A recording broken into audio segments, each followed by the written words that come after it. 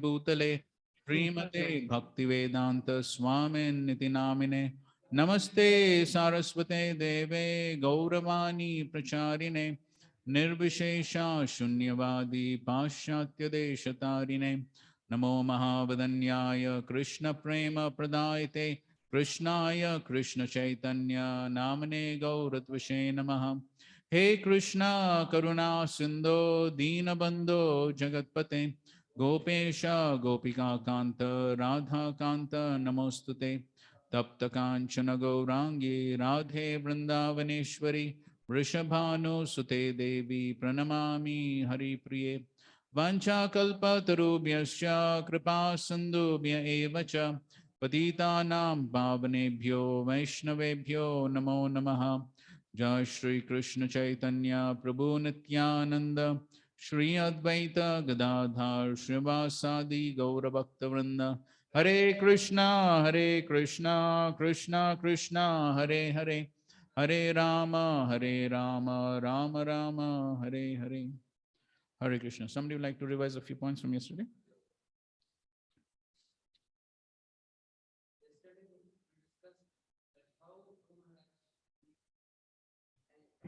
Prabhuji, yesterday one very striking point that you mentioned was that when we submit the hearing process, then actually that is beneficial. Otherwise, just, physically we are in the class, but mentally we are hovering somewhere. That is not right. So this was the take back that I took from yesterday's class. It's very important point. So what did you understand from that statement, submitting to the hearing process? Yeah, we have to apply whatever we hear in the class, and our endeavor should be always that whatever I've heard in the class, making points and then start applying them in your life.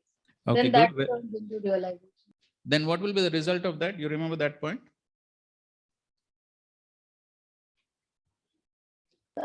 No, Prabhuji, I don't. Okay, okay, fine. Yes, Sudhamanath.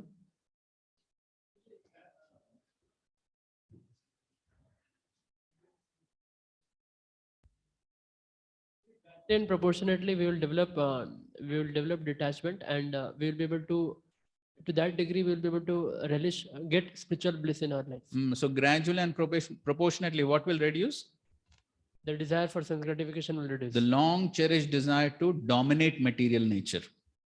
That is what will reduce, and then one will be able to relish the spiritual bliss. Okay, good. Some other points? Anybody else would like to contribute? Yes, Raghu.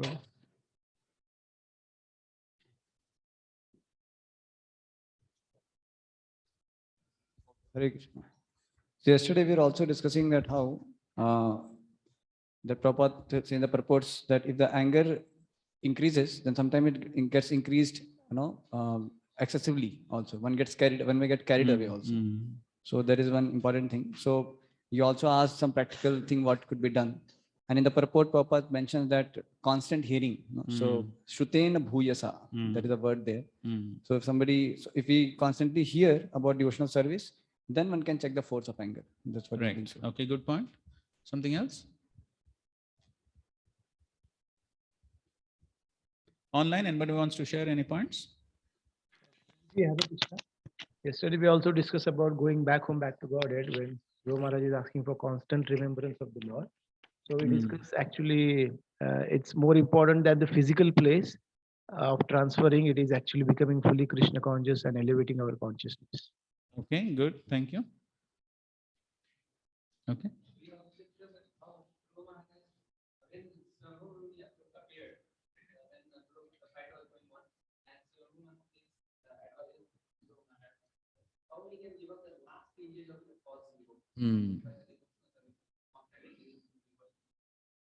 Yes, that false ambition to be the controller. Okay, then we start the next chapter, the 12th chapter. Dhruva Maharaj goes back to Godhead. So in this, we finish two sections. The first section is the benediction that Kuvera gives to Dhruva Maharaj. So what is the benediction Dhruva Maharaj asked for? What is the benediction he receives? Yes, Selection.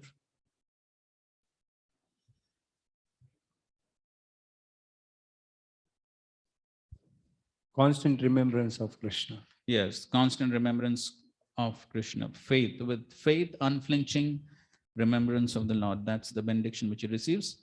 And then the next section we discussed how Dhruva Maharaj, he rules the kingdom, performing various sacrifices. And then he was filled with endowed with all godly qualities, Shila Sampannam, Brahmanyam, Dina Vatsalam. So all that we discussed.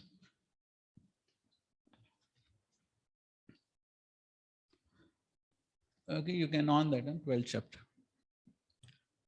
sections. Okay, so we go to the next section.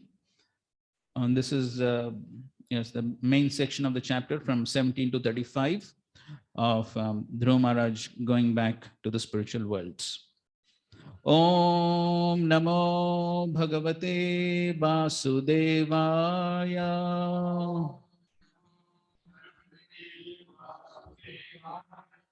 Om Namo Bhagavate Vasudevaya.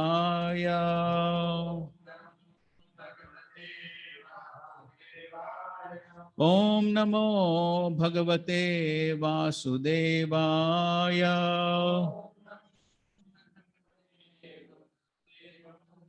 Narayanam Namaskritya Naram Chaiva Narottamam Devim Saraswatim Vyasam Tato Jayam Udirayet.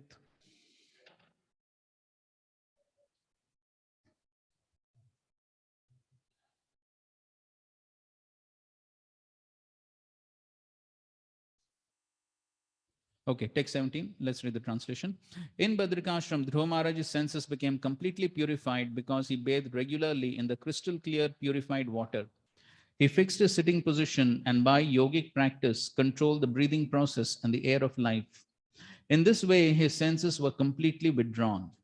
Then he concentrated his mind on the Archavigra form of the Lord, which is the exact replica of the Lord, and thus meditating upon him entered into complete trance. Okay, so Prabhupada writes, here's a description of the Ashtanga Yoga system to which Dhruva Maharaj was already accustomed. So therefore, he was using the principles of Ashtanga Yoga in order to fix his mind in meditation on the Supreme Lord, the Archavigra. Srila Prabhupada is speaking about the Archavigra being non-different from the original spiritual form of the Lord. And yes, so in this way, he is in total trance, meditating on the form of the Lord. Text 18. Let's recite. Bhaktim harau bhagavati pravahan ajasram ananda bashpa kalaya muhur ardhyamanaha viklidyamana hridaya pulakachitango natma namasmaradasa viti mukta lingaha.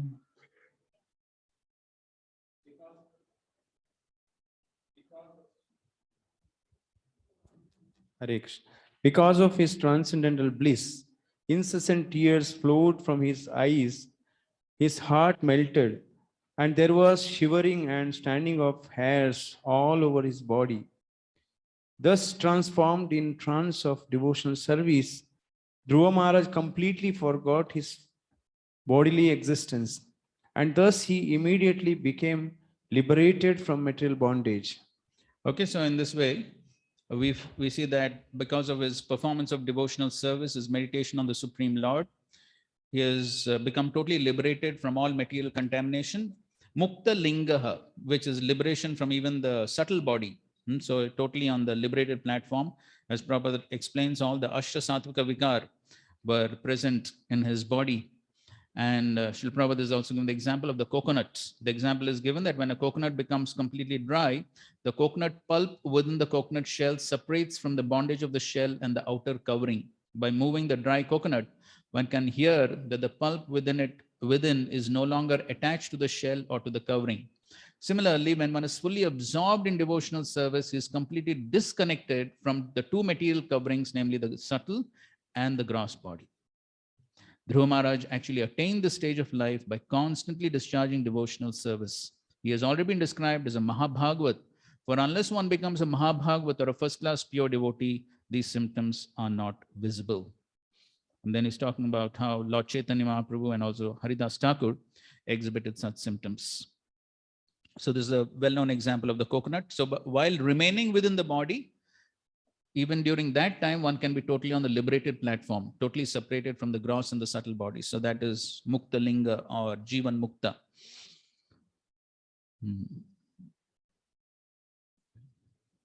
Right.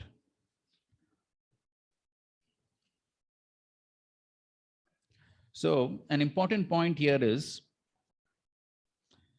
in the next paragraph, Prabhupada is explaining, while existing in the present body, the same subtle body carries him from one stage of life to another, for example, from childhood to boyhood, by mental development. The mental condition of a baby is different from that of a boy is different from a young man, and so on. So at death, the process of changing bodies takes place due to the subtle body.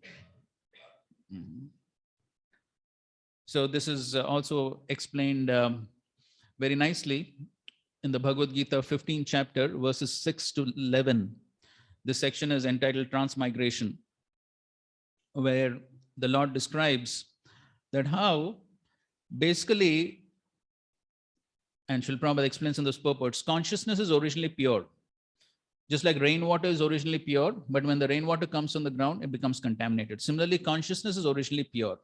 But when the jiva comes into this world, then immediately the consciousness becomes contaminated by the influence of the modes. And so it's explained that even while living in this present body, we are creating a certain type of consciousness. So sometimes you see those photographs, no? The body is like that of a human being, but then the face is like that of a tiger. Some photos are there like that, right? In Bhagavad Gita also. Bhagavad Gita, some other books you find. So while the person is there in the human body, his consciousness is that of an animal. Like Prabhupada, he tells his experience how on the plane, the person sitting next to him is relishing hog's intestines. So what type of consciousness is that? So even though externally is in the human body, his consciousness is just not human.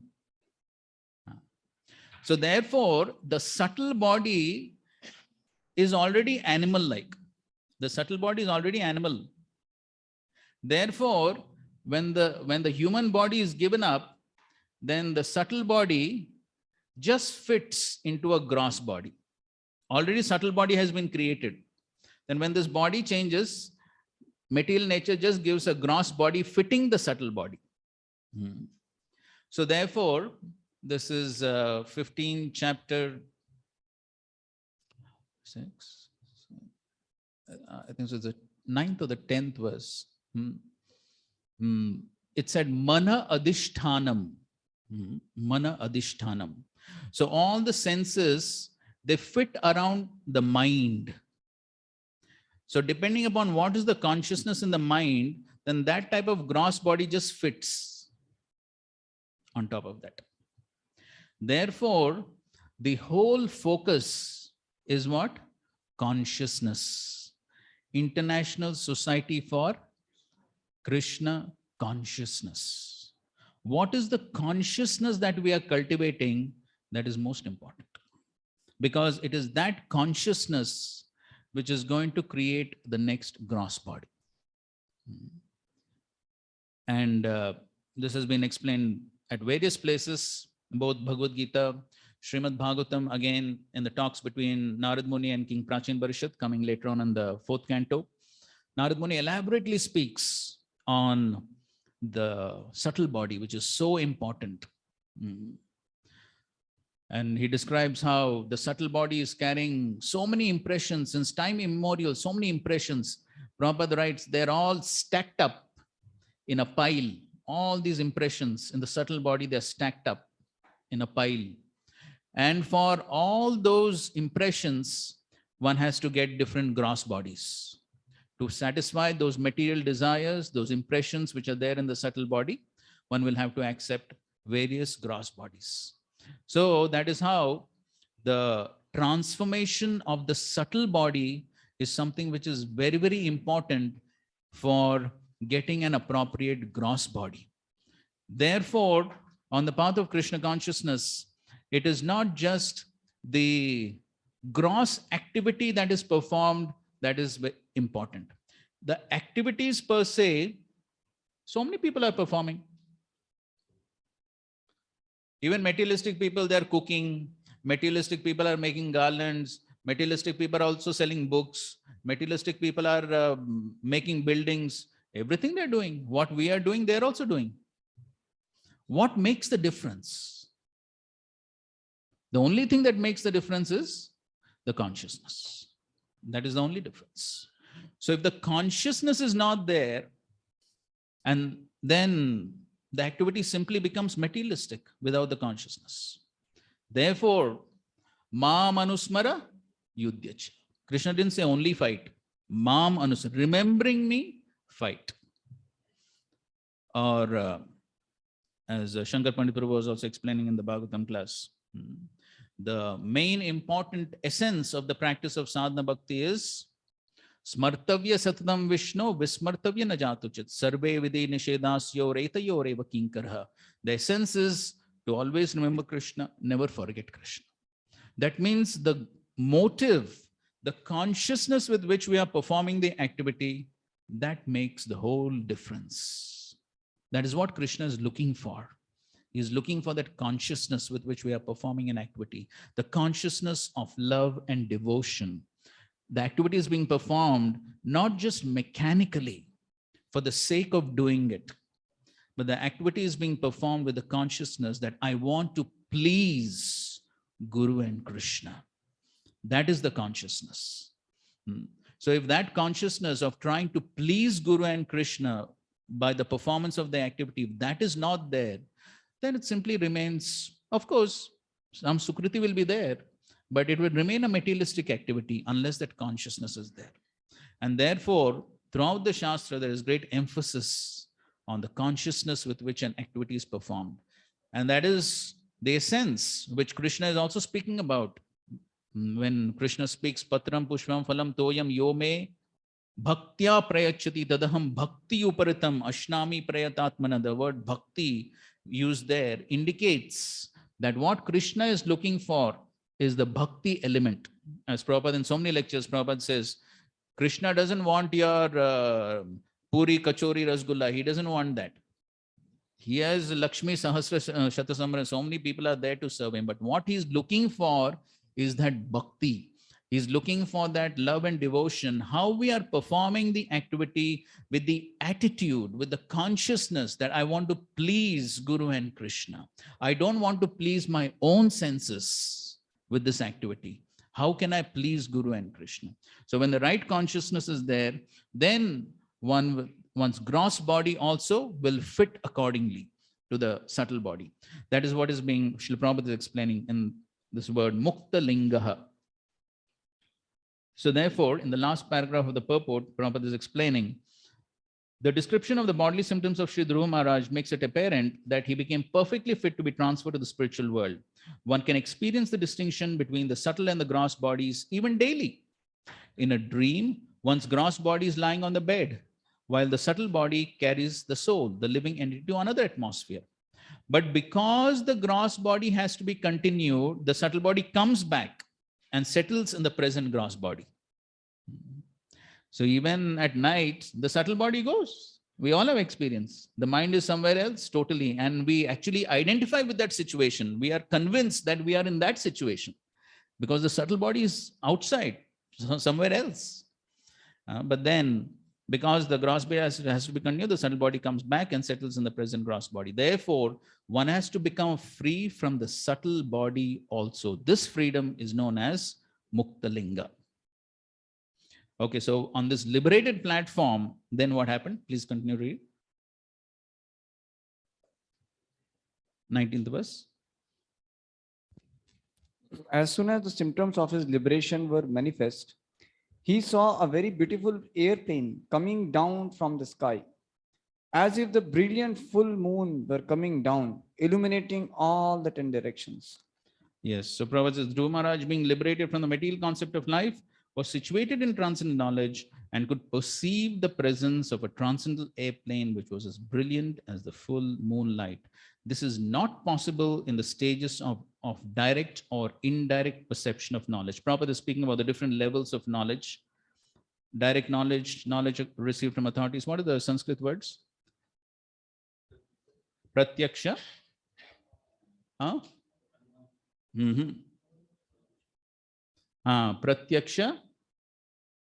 Then after that is aparoksha or paroksha? Pratyaksha, paroksha, aparoksha, adhokshaja, and knowledge beyond the senses, that is adhokshaja, and finally spiritual knowledge. I'm forgetting the, Prabhupada speaks about this in his lectures. Was that? Oh. Okay. So in any case, so because Dhruva Maharaj was situated in transcendental knowledge and could perceive the presence, because he was situated on that liberated platform, therefore he could perceive this transcendental airplane. This is not possible in the stages of direct or indirect perception of knowledge. Such knowledge is a special favor of the Supreme Personality of Godhead. One can, however, rise to this platform of knowledge by the gradual process of advancing in devotional service or Krishna consciousness. Please continue. Text 20. You can read two translations. Dhruva Maharaj saw two very beautiful associates of Lord Vishnu in the plain. They had 4 hands and a blackish bodily luster. They were very youthful, and their eyes were just like reddish lotus flowers.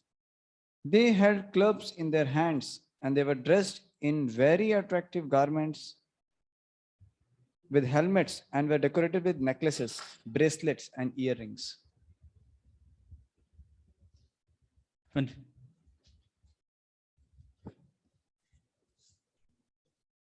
Dhruva Maharaj, seeing that these uncommon personalities were direct servants of the Supreme Personality of Godhead, immediately stood up. But being puzzled in hastiness, he forgot how to receive them in the proper way. Therefore, he simply offered obeisances with folded hands and chanted and glorified the holy name of the Lord. Yes. So when he saw these Vaikuntavasis, he was wonderstruck. All of a sudden these spiritual beings came. So he was so much wonderstruck that he could not welcome them properly. He was sort of stunned. So therefore he forgot how to receive them in the proper way. So he didn't understand what to do, what not to do. And therefore what he did, he simply offered obeisance with folded hands, Samhata Anjali. And then he simply chanted the holy names, Namani Grinan. So Prabhupada writes, chanting of the holy names of the Lord is perfect in every way. So when Dhruva Maharaj saw the Vishnudutas, the direct associates of Lord Vishnu, 4-handed and nicely decorated, he could understand who they were, but for the time being, he was puzzled. But simply by chanting the holy name of the Lord, the Hare Krishna mantra, he could satisfy the uncommon guests who had all of a sudden arrived before him. The chanting of the holy name of the Lord is perfect, even though one does not know how to please Lord Vishnu or his associates. Simply by sincerely chanting the holy name of the Lord, everything becomes perfect. A devotee, therefore, either in danger or in happiness, constantly chants the Hare Krishna mantra. When he's in danger, he's immediately relieved. And when he's in a position to see Lord Vishnu or his associates directly, by chanting this Mahamantra, he can please the Lord. This is the absolute nature of the Mahamantra. Either in danger or in happiness, it can be chanted without limitation. That's the glory of the chanting of the holy names, which is non-different from the Lord's. Please continue. Dhruva Maharaj was always absorbed in thinking of the lotus feet of Lord Krishna. His heart was full with Krishna. When the two confidential servants of the Supreme Lord, who were named Nanda and Sunanda, approached him, smiling happily, Dhruva stood with folded hands, bowing humbly. They addressed him as follows. Yes. So when he saw them, he simply stood there smiling and bowing down. and then he addressed them. Srila Prabhupada makes an important point in the second paragraph of his purport, or even in the first paragraph, there is one important sentence. Prabhupada is commenting on the verse sammatau. Sammatau means two confidential or very obedient servants. The materialistic way of life differs from the spiritual way of life in that one is disobedience and the other is obedience to the will of the Supreme Lord.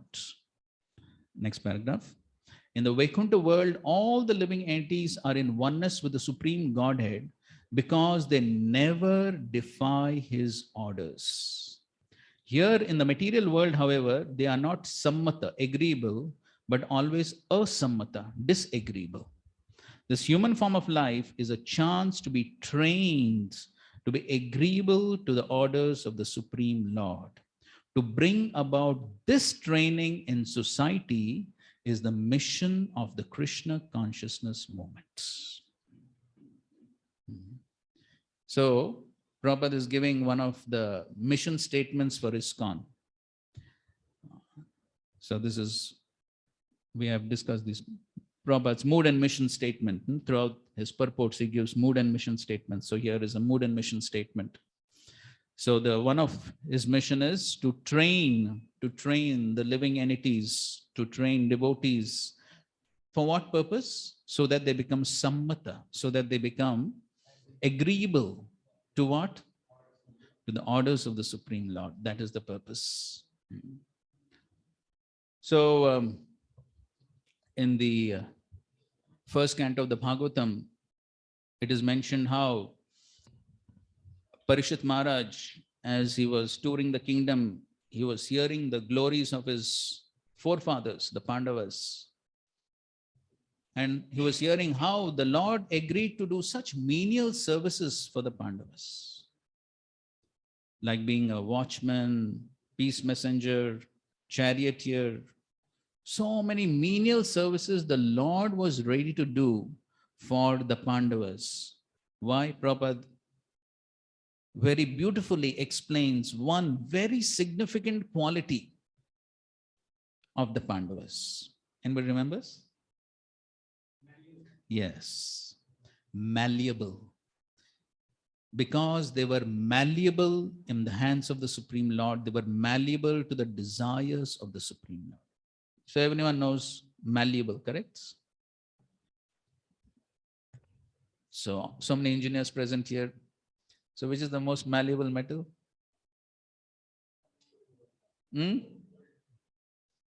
Gold?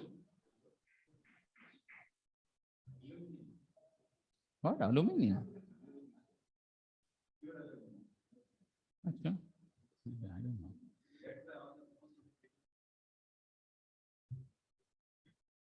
What do some other engineers say?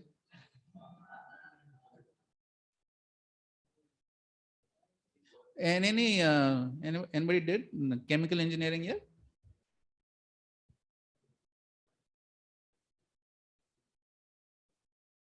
Anyways, I heard gold is the most malleable because gold can be made into thin wires, plates, however you want, you can mold gold. So gold is highly malleable. So the Pandavas were so malleable to the desires. They were ready to go through so much of suffering just to satisfy the Supreme Lord, the desires and the plans of the Supreme Lord.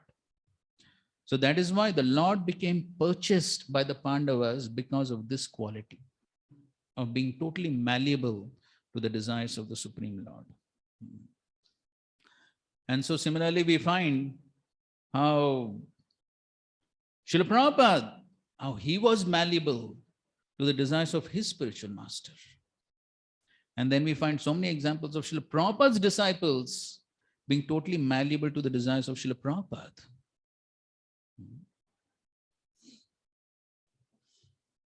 So I think so many of us have heard that story of Yamuna Mataji ready to jump off the train to get rice for Srila Prabhupada. I'm sure everyone knows that pastime. And then, if I'm not mistaken, that same train, which was going from Amritsar to Calcutta, That same train stopped at Delhi. And when the train stopped at Delhi, one life member came. There was only one life member in Delhi at that time. So that one life member came to greet Srila Prabhupada. And then he said, Swamiji, it'll be very nice if there is one center here. Prabhupada immediately said, Prabhupada told Gurudas, Yamuna Mataji, and 2-3 other devotees, get down the train.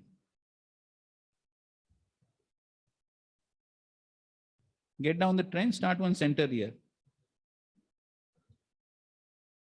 They didn't know anyone, who is there, what is there, nothing. Just took their bags and got down. That's it. And of course, there are so many stories like that in the lives of Prabhupada disciples. One person went to different countries to start preaching without any money, without contacts, nothing practically.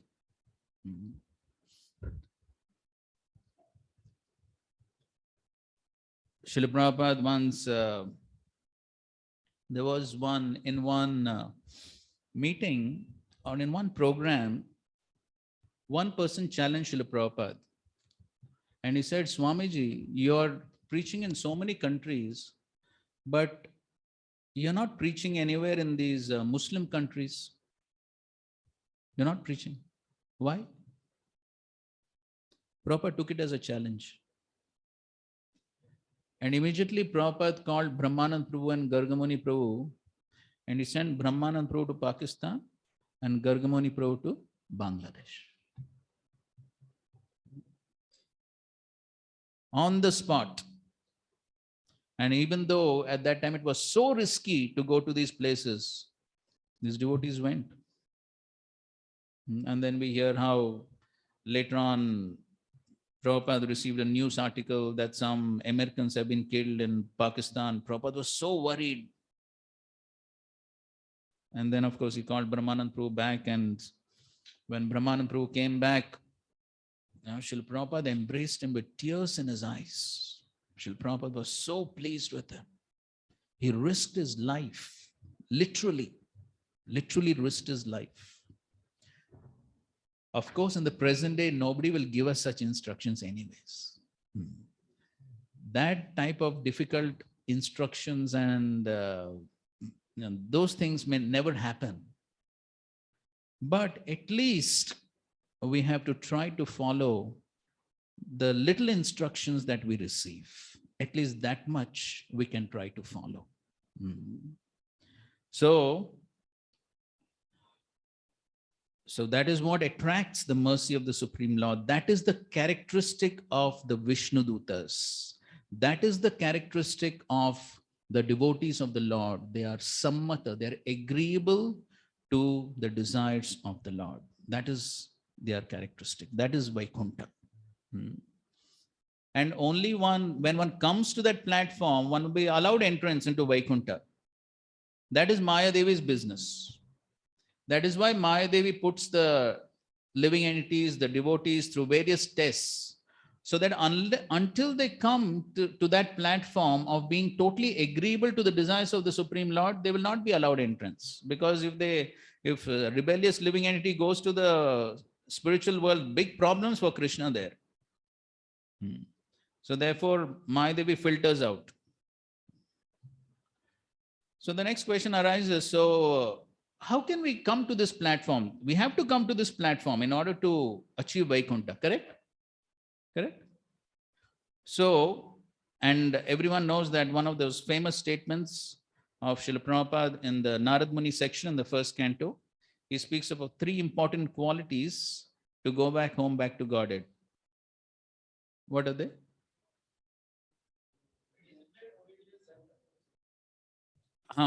What you said? Disciplined, obedient, and? Prabhupada adds one adjective to the obedience. He says fully obedient. Unless one is disciplined, fully obedient, and self-controlled, No one can be successful in pleasing the spiritual master, and without doing so, no one can be successful in going back home, back to Godhead. Hmm. And here also Srila Prabhupada is speaking about obedience. Hmm. Yes. The materialistic way of life differs from the spiritual way of life in that one is disobedience and the other is obedience to the will of the Supreme Lord. That is the difference. Hmm. So, obedience, sammata, being agreeable to the desires of the Supreme Lord. So, how can we increase these qualities? How can we more and more develop these qualities? Because that's our ultimate goal, to come to the platform where we are totally agreeable to the desires of the Supreme Lord, of course, coming down in parampara through the acharyas. So, okay, just have a quick discussion with your partners. How can we increase these qualities? How can we develop them? Or if already developed, how can we increase them? Quick, just 3-4 minutes. Write down at least 2-3 points. How can we increase these qualities?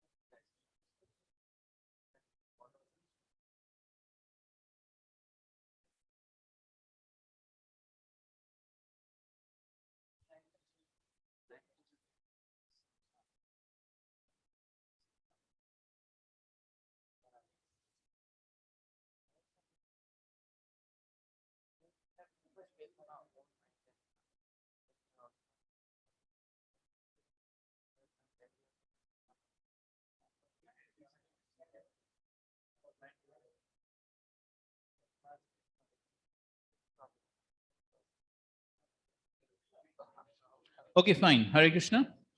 Okay, so everyone can tell one point how we can increase this quality. Okay, let's begin from here. Dhruva Maharaj Prabhu. Regularly hearing spiritual master's warning. Okay, good point. Regularly hearing the spiritual master's Vani. And what to do after hearing?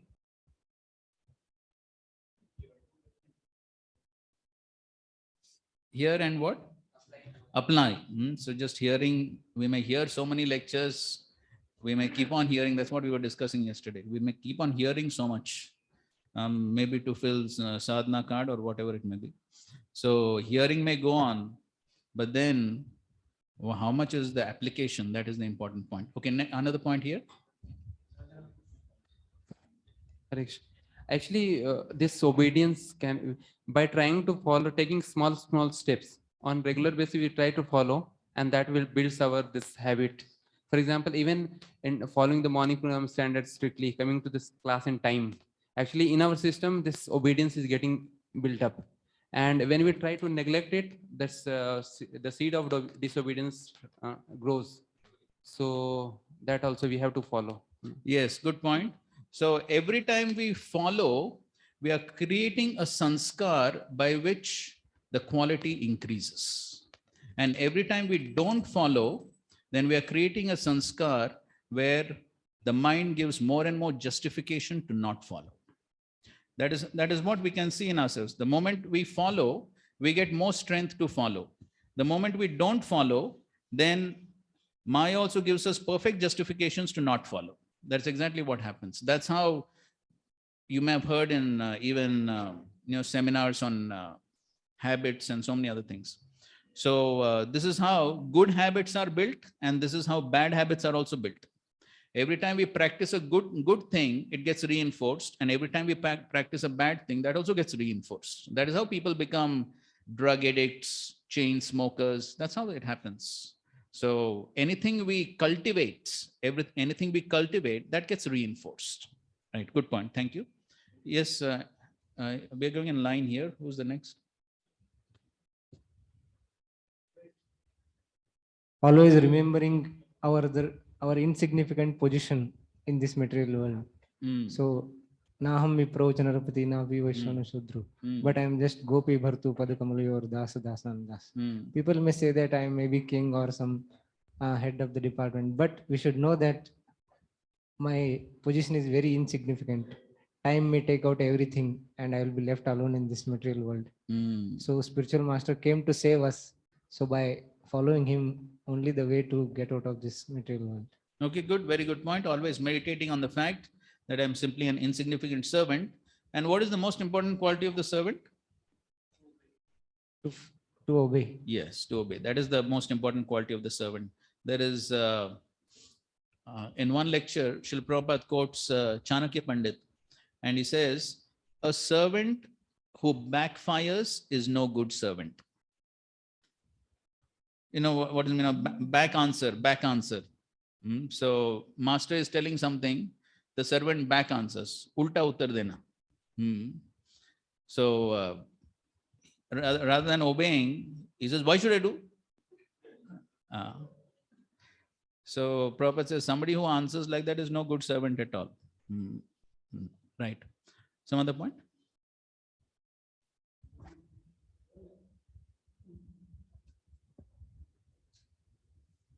Anyway, we have to obey our mind and senses. Why not Guru? Or Good point. Yes. Ultimately, one has to become somebody's servant. As Prabhupada says, if one does not have anybody to serve, at least he'll serve the dog. Or if no dog also, then he'll serve mind and senses. So somebody's servant one has to be. So why not become servant of Guru and Krishna? Thank you. Yes, Prabhu. we can develop obedience by developing affection for that person. We develop affection by doing some service for the person. So how does that help? What is the connection between this affection and obedience? When there's affection, we have a very natural feeling to please that person. So if someone says something, then we don't just have a it's not just the right thing, but it's something that will please the person who we want to please. So that affection makes it easy for. Okay, very good point. So yes, if we have affection, then yes, we want to please the person, then we obey the person. But somebody may raise a question, what if we don't have affection? So by serving, we develop affection. Okay, so which comes first? So we serve and then develop affection, or first we have to have affection and then serve? First, we serve with respect. We obey. Hmm. In that way, we actually develop also the affection, and that person also showers blessings. So that actually leads to proper disposition in more dynamic situations. Okay, good point. So initially it has to begin with respect. Yeah. The affection may not be there initially, but at least as a respect, out of respect one serves, and then gradually as one serves. In the Sutta Goswami's glorification, it said as snigdha. Yes. So the snigdha helps us to develop mercy of the Vaishnavas. more or less. Right. Okay, good point. Thank you.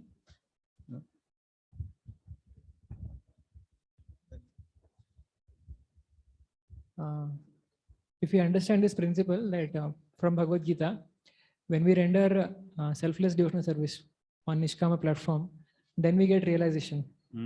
So for Nishkama devotional service, we have to come above likes and dislikes. For that, we have to be obedient. So then only we get realization. So what is the connection between this coming above likes and dislikes and realization? What is the connection?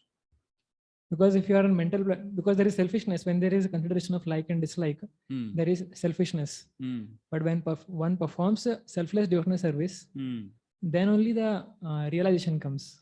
So that's what I'm asking. What's the connection between this realization and performing activities in a selfless way? What is the connection?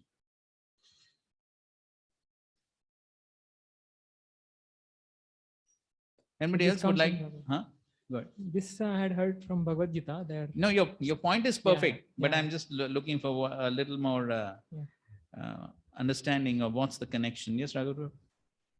When we are selflessly, means selfish, it's like selflessly means we have to go out of our comfortable zone. Correct. When we are going just little out of comfortable, just like which I have given the example of Bhavanand Maharaj, he have gone out of his selfless, and with that motive, when he realized also, and even Prabhupada also gave that. Otherwise, if we are there in within limitation of that, we won't get the exact realization what we are supposed to get. Knowledge we will get. So that jnana will be always there, but vijnana it doesn't come. That is realized knowledge doesn't comes up. Right. So when it comes up, that comes with through the obedience. Correct. That's the link we is trying to. Correct. Somebody would like to elaborate a little more. Okay, Deshanti.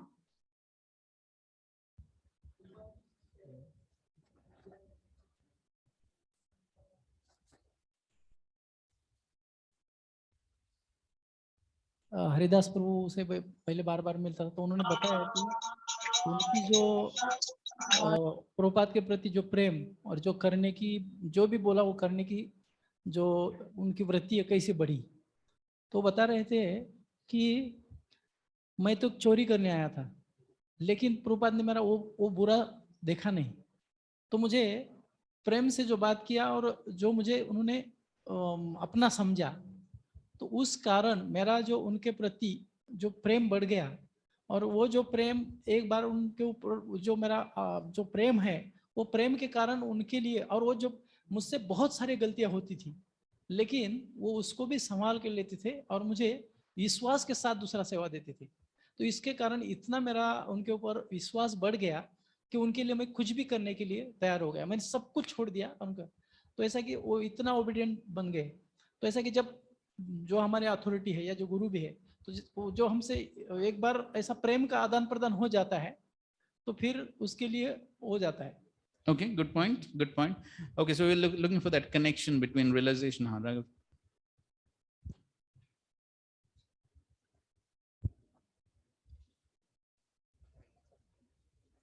When we perform that selfless, as he Prabhu was telling that likes, dislikes, that means then we are willing to be obedient to the Guru. So that by that what happens, the Guru becomes pleased, and that's how because of his blessings, that realization descends. Yes, that's right. So Prabhupada writes in the purport to 6.8 Bhagavad Gita, you can read that. Realization comes by grace. So when one pleases Guru and Krishna, by their grace, one develops realizations. When one develops realizations, then one becomes steady on the path and one is not deviated by mental concoctions. Prabhupada writes all this in the purport to 6.8. So this is how one can get realization by the grace. And then when one gets realizations, one becomes fixed up, one becomes steady on the path of devotion service. Right. So thank you for the point, Prabhu. Yes, next group there.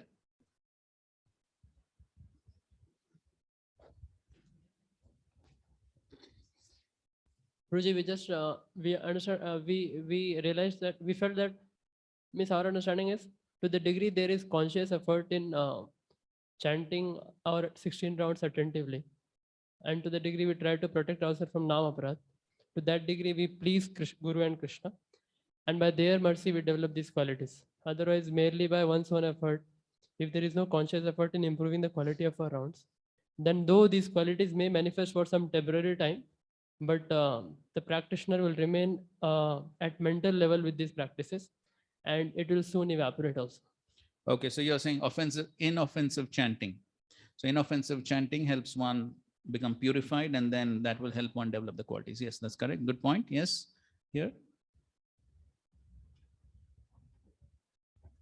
By following superior and remain accountable to them and track where we are, then these qualities we will develop easily.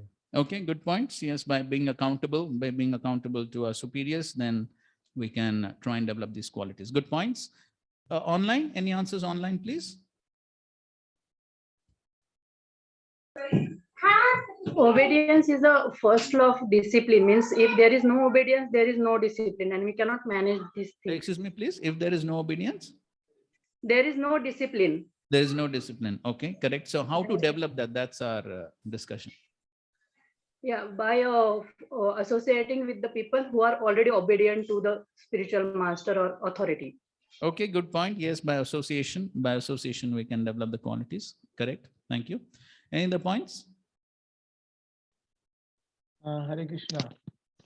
We develop desire to be obedient and be faithful by hearing about and reading about such qualities of Prabhupada and his disciples in Prabhupada Leelamrut. Like yesterday you narrated about Surabhi Prabhu.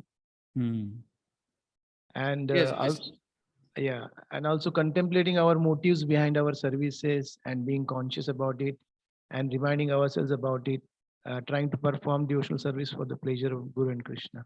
Okay, good point. Yes, so by studying the examples of the previous acharyas, of other devotees, and trying to imbibe the same mood. Further down in the purport, Srila Prabhupada further continues to say, almost towards the end of the purport, Prabhupada says, simply by becoming agreeable to the orders of the Supreme Personality of Godhead and by developing love of Godhead, Dhruva got the chance to personally meet the confidential servants of Lord Vishnu face to face. What was possible for Dhruva Maharaj is possible for everyone. So it is not that sometimes tendency is, okay, that was possible for Dhruva. That was in Satya Yuga. Now, very difficult. No, Prabhupada is saying it is possible. Now also it is possible for everyone. And how is it possible? Anyone who very seriously engages in devotional service. That is the solution. How it is going to be possible? Anyone who very seriously engages in devotional service can obtain in due course of time the same perfection of the human form of life. So we have discussed this so many times. Prabhupada keeps on repeating these two words, sincere and serious. So that is the key to achieving the same goal as Dhruva Maharaj achieved. Okay, so now Nanda and Sunanda begin to speak. Please continue reading. I think so Manmohan Shampru, you have the mic in front of you. Maybe you can read. Nanda and Sunanda, the two confidential associates of Lord Vishnu, said, Dear king, let there be all good fortune unto you. Please attentively hear what we shall say. When you were only 5 years old, you underwent severe austerities, and you thereby greatly satisfied the Supreme Personality of Godhead. Another mission statement Srila Prabhupada is giving in the purport.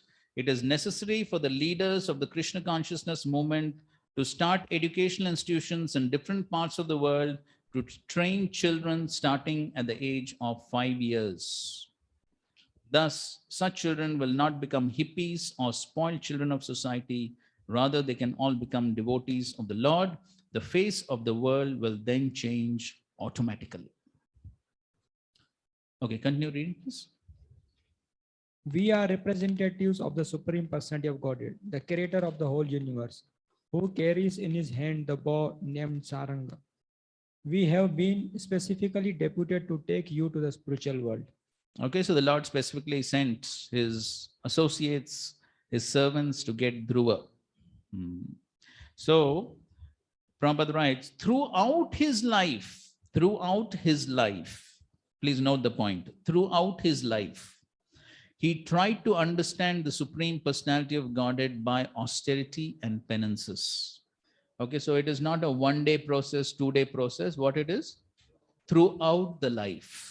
Throughout the life, one has to seriously practice devotional service, practice austerities and penances. Now the mature result was that Dhruva Maharaj became fit to be carried to the spiritual world, accompanied by the confidential associates of the Lord.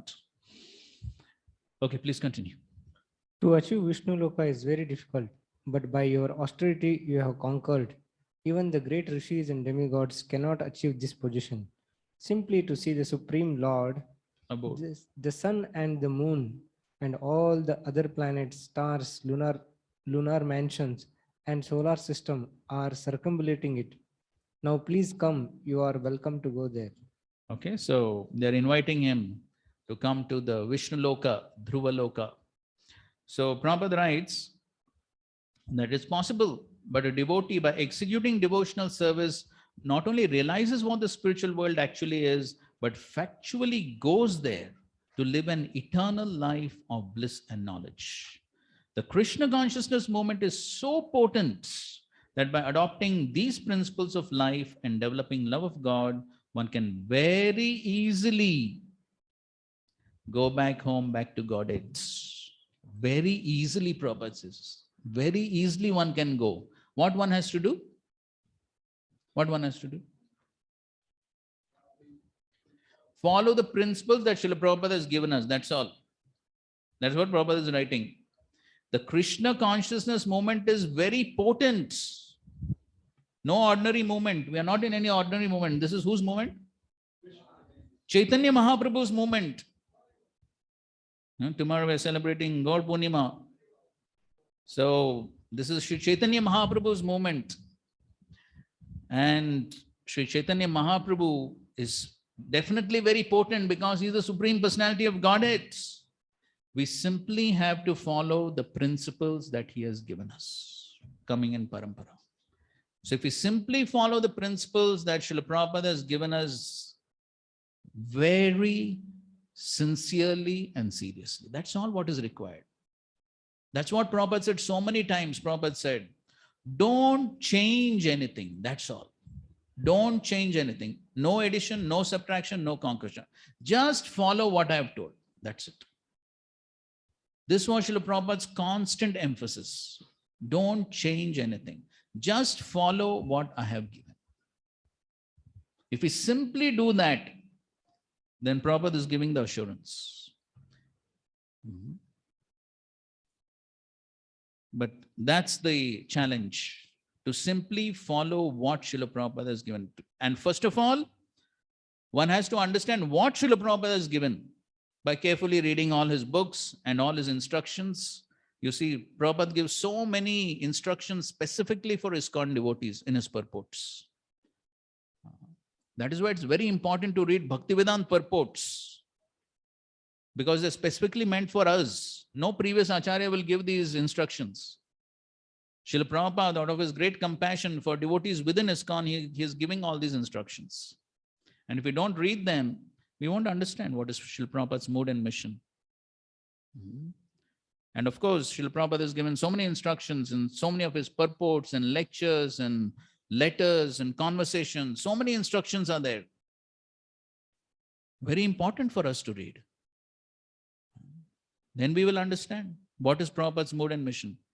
And then if we simply follow those principles, which Srila Prabhupada has given us, Prabhupada says very easily, one can go back home, back to God.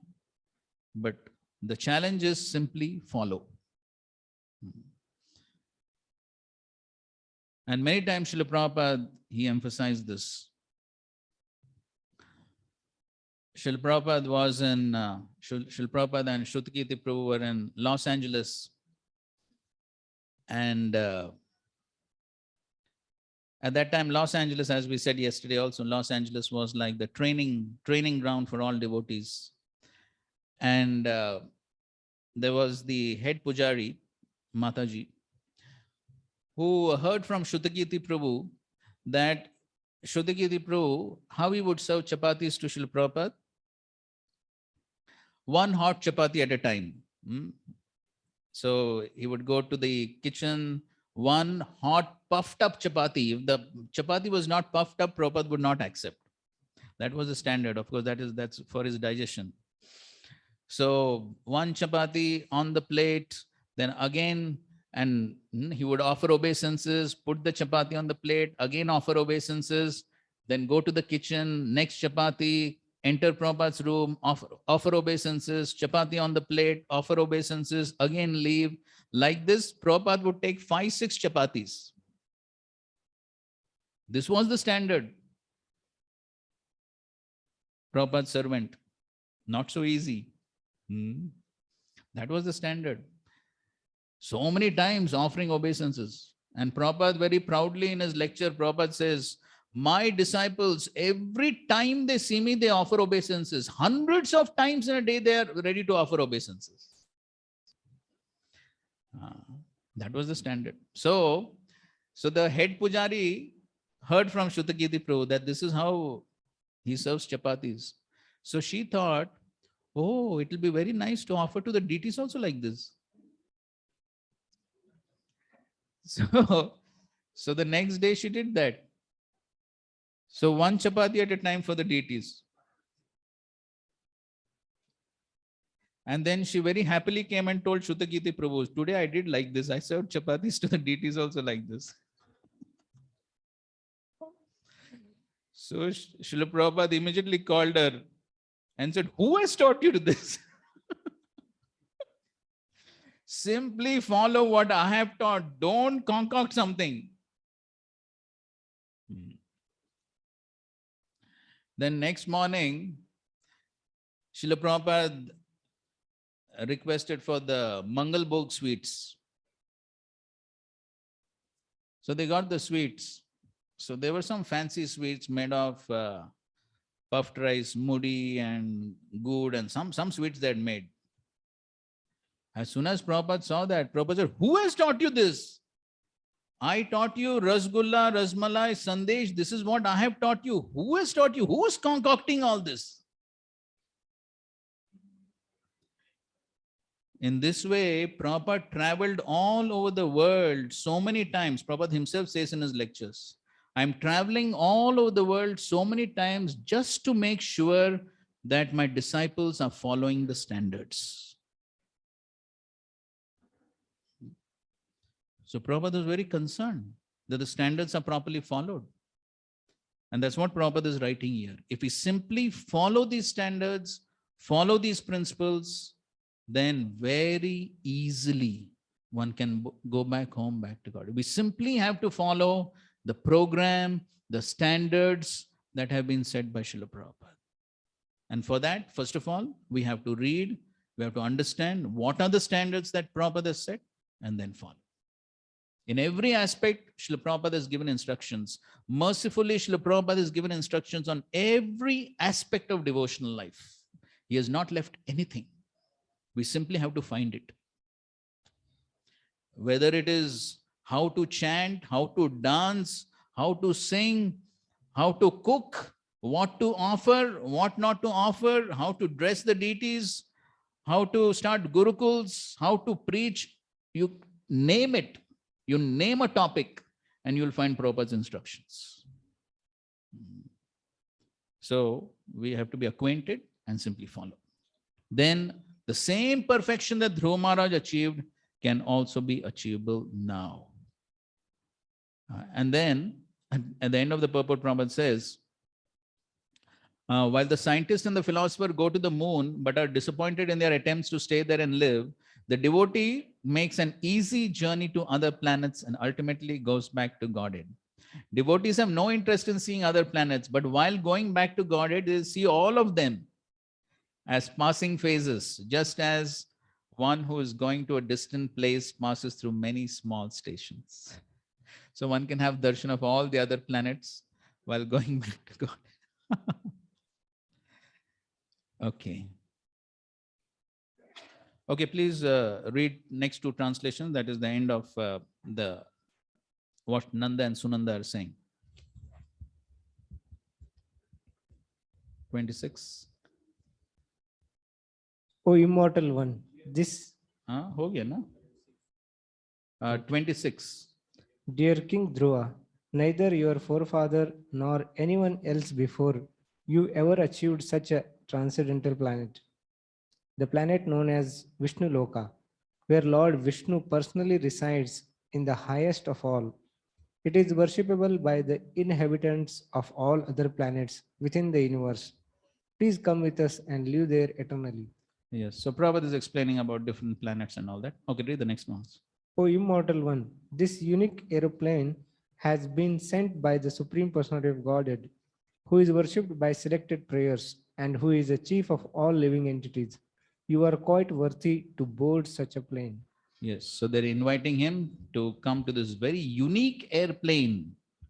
A very unique airplane. Who has sent it?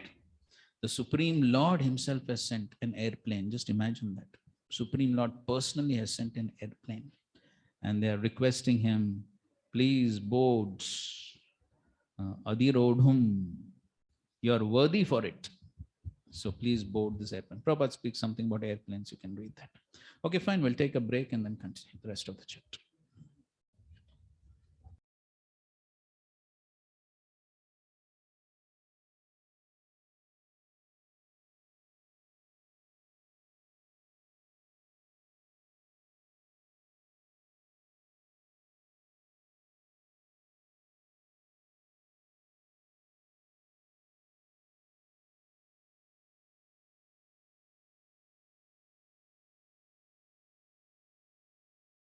Sacred bath, dressed himself with suitable ornaments, and performed his daily spiritual duties.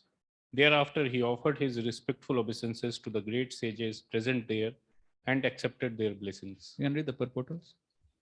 We should mark how dutiful Dhruva Maharaj was in his devotional service, even at the time he left this material world.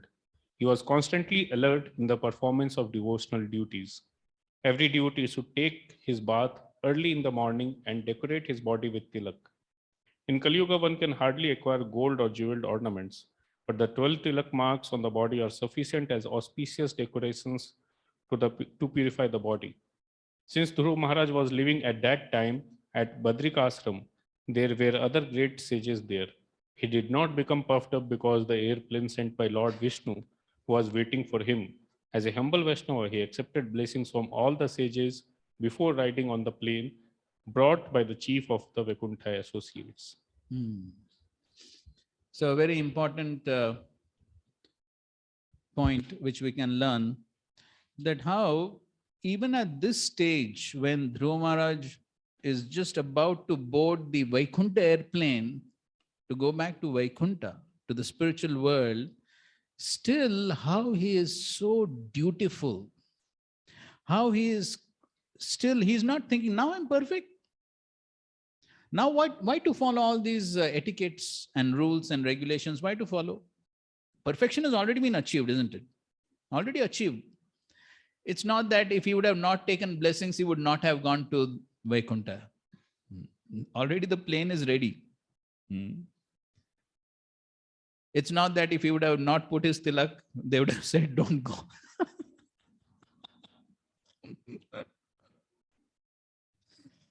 No, nothing like that.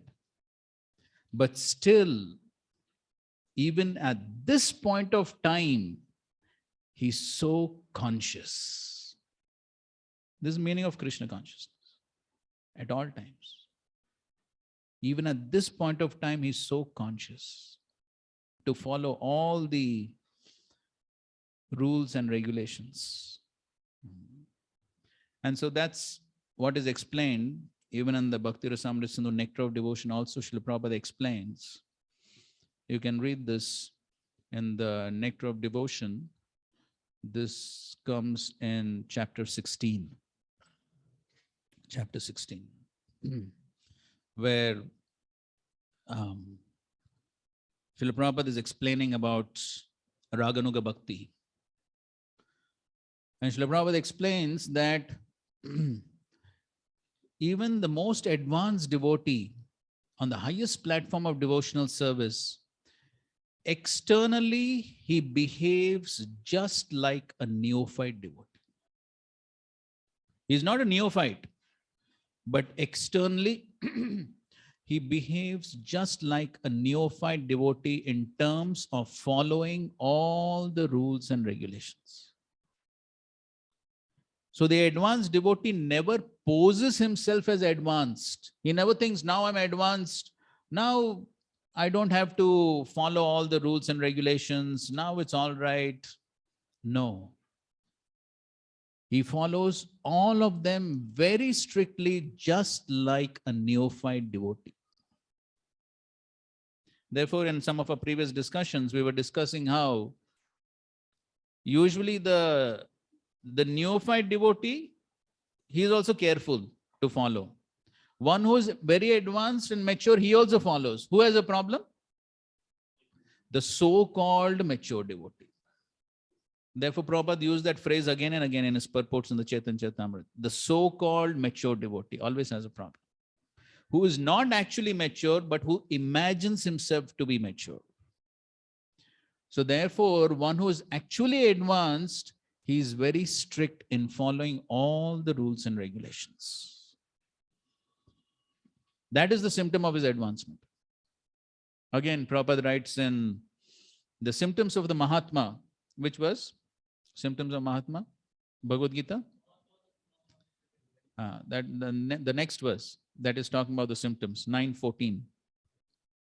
Yes, Satatam Kirtayanto Mam Yatantascha Dridhavrataha. Dridhavrataha. And in the purport, Prabhupada writes, the Mahatma with great determination strictly follows all the rules and regulations. Not that now I become Mahatma, so no need to follow. No. That is the symptom of the Mahatma, that he strictly follows, great determination, Dridhavrataha. And so we can see all these examples. We can see how Srila Prabhupada was so strict in following everything. So we have that example, 1977 Kumbh Mela, January. Srila Prabhupada was in Prayagraj, very cold, extremely cold. So devotees were not coming for Mangalarti. Srila Prabhupada, even though very sick, 1977, Srila Prabhupada was so sick. But just to set the example, Srila Prabhupada went under the hand pump and began to take water under bath under the cold water, just to set the example.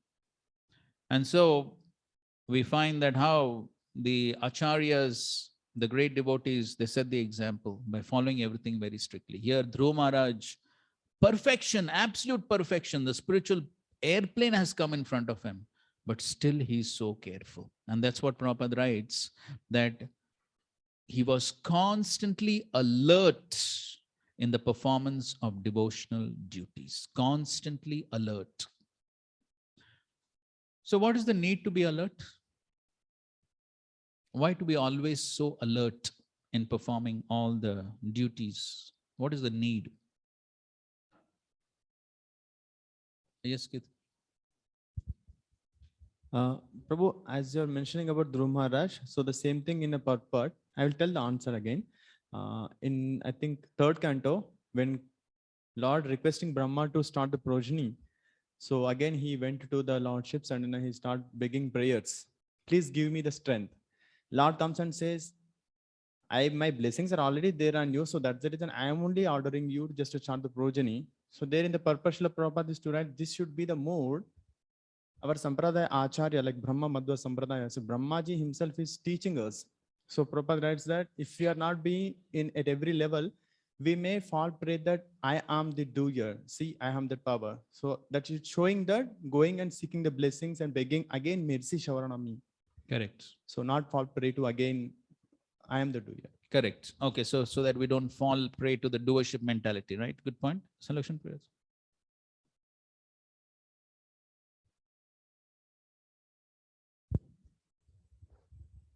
There is always the danger that Prabhupada says the accident is there even in the royal road. So one should be always alert. Yes. To follow the rules and regulations. Yes, alert so that one does not fall prey to Maya. One does not become a victim. Yes, you will. Correct. So what's the casualty? What's the casualty? Casualty is like he may at times may forget Krishna, or in case of when it is a question of life and death, or he may fall prey to some other wrong activity also. Right. Yes. So therefore, and again, Prabhupada mentions these points also in the section of Bharat Maharaj. How Bharat Maharaj, even though he was on such an elevated platform, but a little bit of inattention, and there was problem. Yes, Kidur.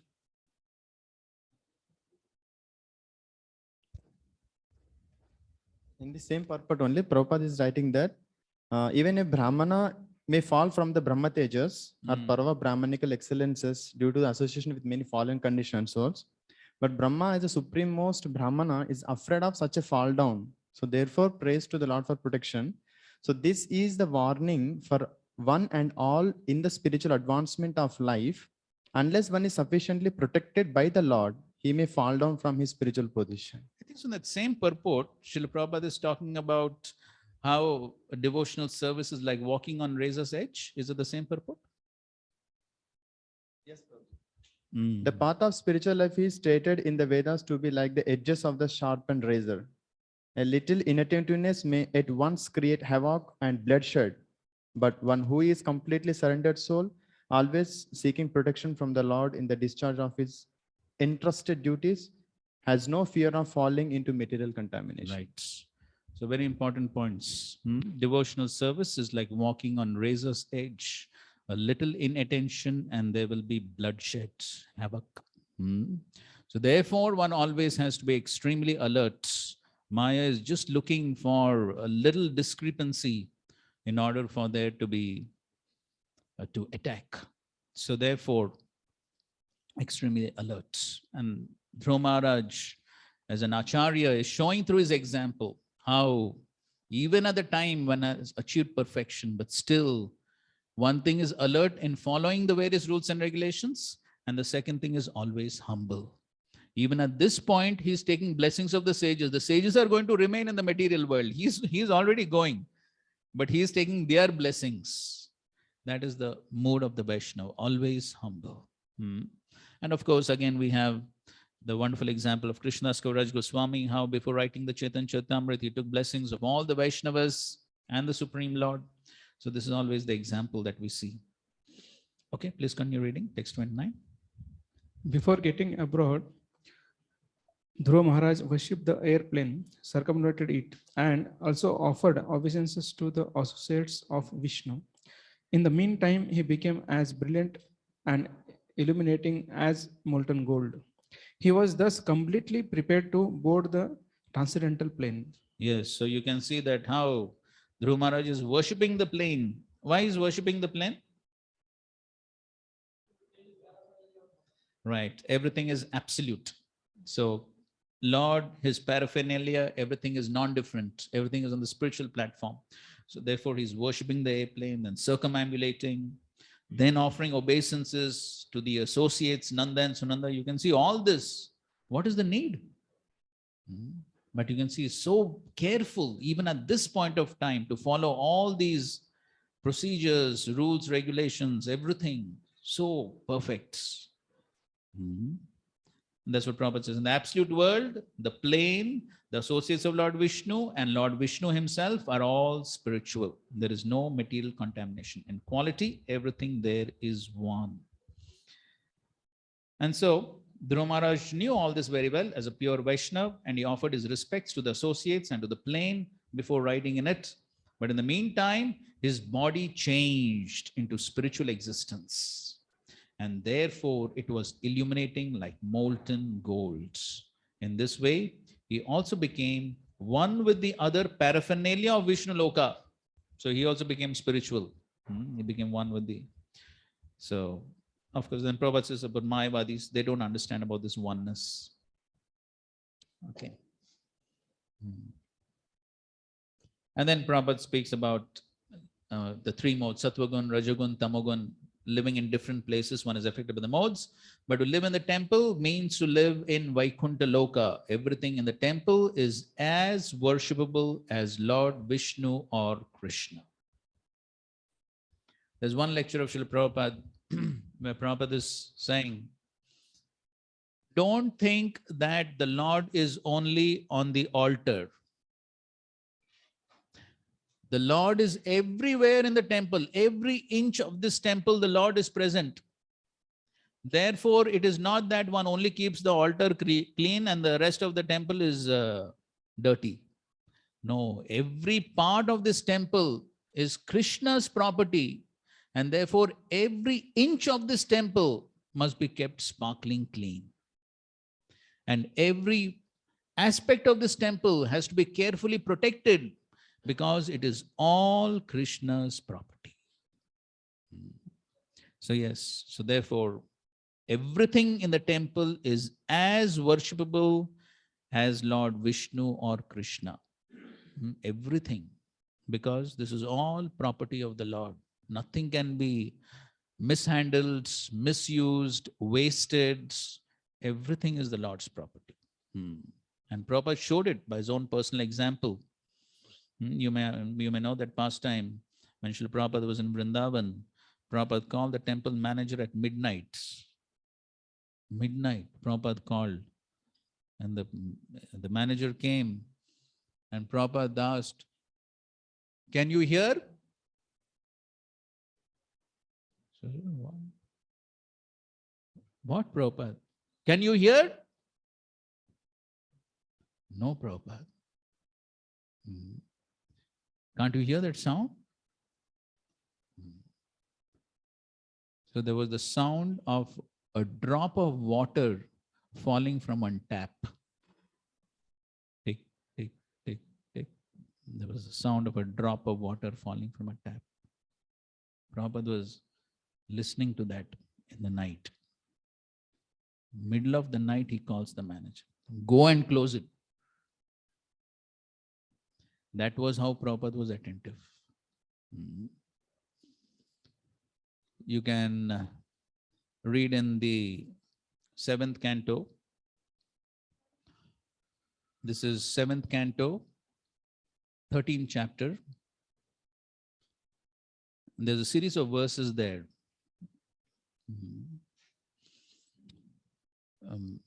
Something in the range of 15 to 20. So the series of verses there where these are the teachings of the Avadut Brahman to Prahlad Maharaj, where the Avadut Brahman is speaking about the results of accumulating wealth. Very beautiful verses. The results of accumulating wealth. And in those purports, Srila Prabhupada gives an instruction, a direct instruction to the managers of the International Society for Krishna Consciousness. And Srila Prabhupada says, every paisa, this Prabhupada words, every paisa must simply be used for Krishna's service. If it is used for sense gratification, everything will be spoiled. These are Prabhupada's expectations.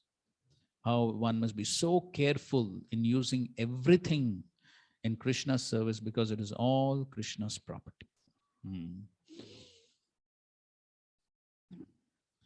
Srila Prabhupada was in Juhu. Srila Prabhupada was sitting in his room, and you may have seen in Juhu, there are so many coconut trees. You have seen coconut trees in the compound around. So Prabhupada calls the manager, Again, he says, do you see? Prabhupada sometimes would ask these mystical questions. Do you see? No. Prabhupada said, I can see so many things, but you cannot see. And then Prabhupada pointed out to the coconut trees. Do you see that? That man over there, he's breaking coconut leaves. Not even coconuts. Prabhupada is breaking coconut leaves and taking them. Stop him. Prabhupada was so attentive to every small thing. Because he could see very clearly everything as Krishna's property. So attentive. Okay, somebody may say, okay, Prabhupada was attentive only to things within ISKCON's property. No. Prabhupada once saw a tap leaking in the garden, public garden. Prabhupada told devotees to go and close it. So it doesn't matter. The pure devotee is able to see Krishna everywhere. Sees everything as Krishna's energy. Sthavar jangam deki, na deki taramudhi, sarvatra hoy nija ishtadeva spurti. So, yes. So everything in the temple is as worshipable as Lord Vishnu or Krishna. Please continue. When Dhruva Maharaj was attempting to get on the transcendental plane, he saw death personified, approached him. Not caring for death, however, he took advantage of the opportunity to put his feet on the head of death, and thus he got up on the airplane, which was as big as a house. Yes, so as he was attempting to get on the plane, death personified approached. Why did he approach? Prabhupada is writing in the purport. In the beginning of the purport, Prabhupada is speaking about the passing away of devotee and non-devotee. We know the famous example of the cat and the kitten and the mouse. So Prabhupada is explaining that analogy. And then towards the end of that first paragraph, Prabhupada says, when Dhruva Maharaj boarded the airplane, he took advantage of the arrival of death personified who came to offer him obeisances. That was why death personified came. Because Dhruva Maharaj has conquered death. So therefore, death personified came to offer obeisances. And then he put his feet on the head of death. He got up on the unique airplane, which is as big as the house, Griham. And then he's talking about the big airplane of Karda Muni. Okay, fine. Please continue. At that time, drums and kettle drums resounded from the sky. The chief Gandharvas began to sing, and other demigods showered flowers like torrents of rain upon Dhruva Maharaj. Continue. Dhruva was seated in the transcendental airplane, which was just about to start. When he remembered his poor mother, Suniti, he thought to himself, how shall I go alone to the Vaikuntha planet and live behind my poor mother? So he remembered his mother Suniti, who was responsible for giving instructions by which now he's on the path back home, back to Godheads. So Prabhupada begins by saying Dhruva had a feeling of obligation to his mother Suniti. And then he explains how Dhruva Maharaj's mother Suniti was his Path Pradaksha Guru. And he's explaining Path Pradaksha Guru. Such a guru is sometimes called Shiksha Guru. Although Narad Muni was his Diksha Guru, initiating spiritual master, Suniti's mother was the first who gave him instruction on how to achieve the favor of the Supreme Personality of Godhead. The next sentence is an important statement. It is the duty of the Shiksha Guru or Diksha Guru to instruct the disciple in the right way. This is first part of the statement, which is the responsibility of Shiksha Gurus and Diksha Gurus. The responsibility is to instruct in the right way. If the Gurus don't instruct in the right way, then they are not performing their responsibility. And then what is the responsibility of the disciple? And it depends on the disciple to execute the process. So both have got their responsibility. The responsibility of the gurus is to give instruction, and the responsibility of the disciple is to follow. Srila Prabhupada was giving an initiation lecture. Srila Prabhupada says, almost towards the end of the lecture, Prabhupada is saying, So these are the instructions. But if you don't follow the instructions, I cannot protect you. Very clear, Prabhupada says. You can see we quote this in the ISKCON Disciples course. We show this quote also from a lecture. Prabhupada is saying, if you don't follow the instructions, I cannot protect you. And then Prabhupada gives the analogy of the man is drowning in the well, the rope is thrown. What the person has to do? At least that much he has to do, no? He has to catch hold of the rope. If he says, no, you lift me up like that only. No, at least catch hold of the rope. So if the person doesn't catch hold of the rope is thrown. That is what the Guru is doing. If you remember in a previous discussion, we discussed as to what is the meaning of Guru Prasad or Guru Kripa. You remember that?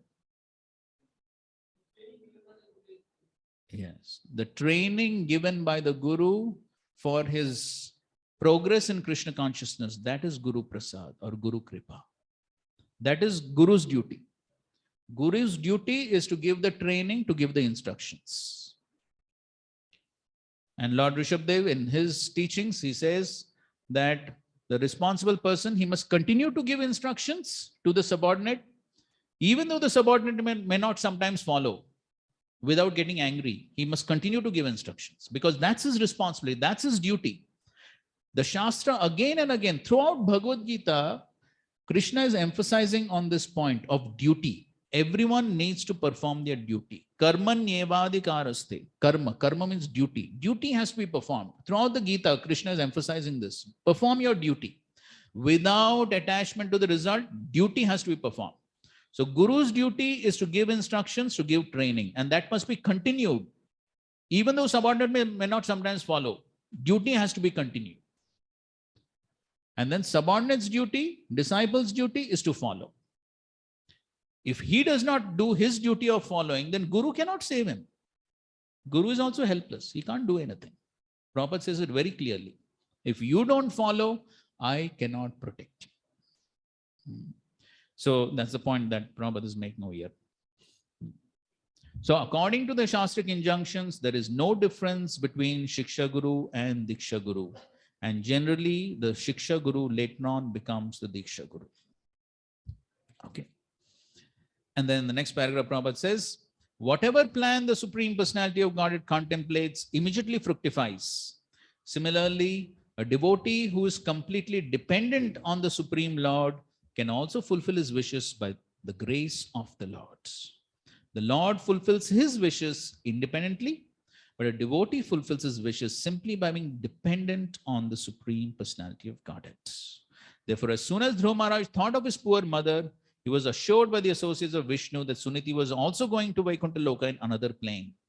Dhruva Maharaj thought that he was going alone to Vaikuntha Loka, leaving behind his mother, which was not very auspicious because people would criticize him for going alone to Vaikuntha Loka and not carrying with him Suniti, who had given him so much.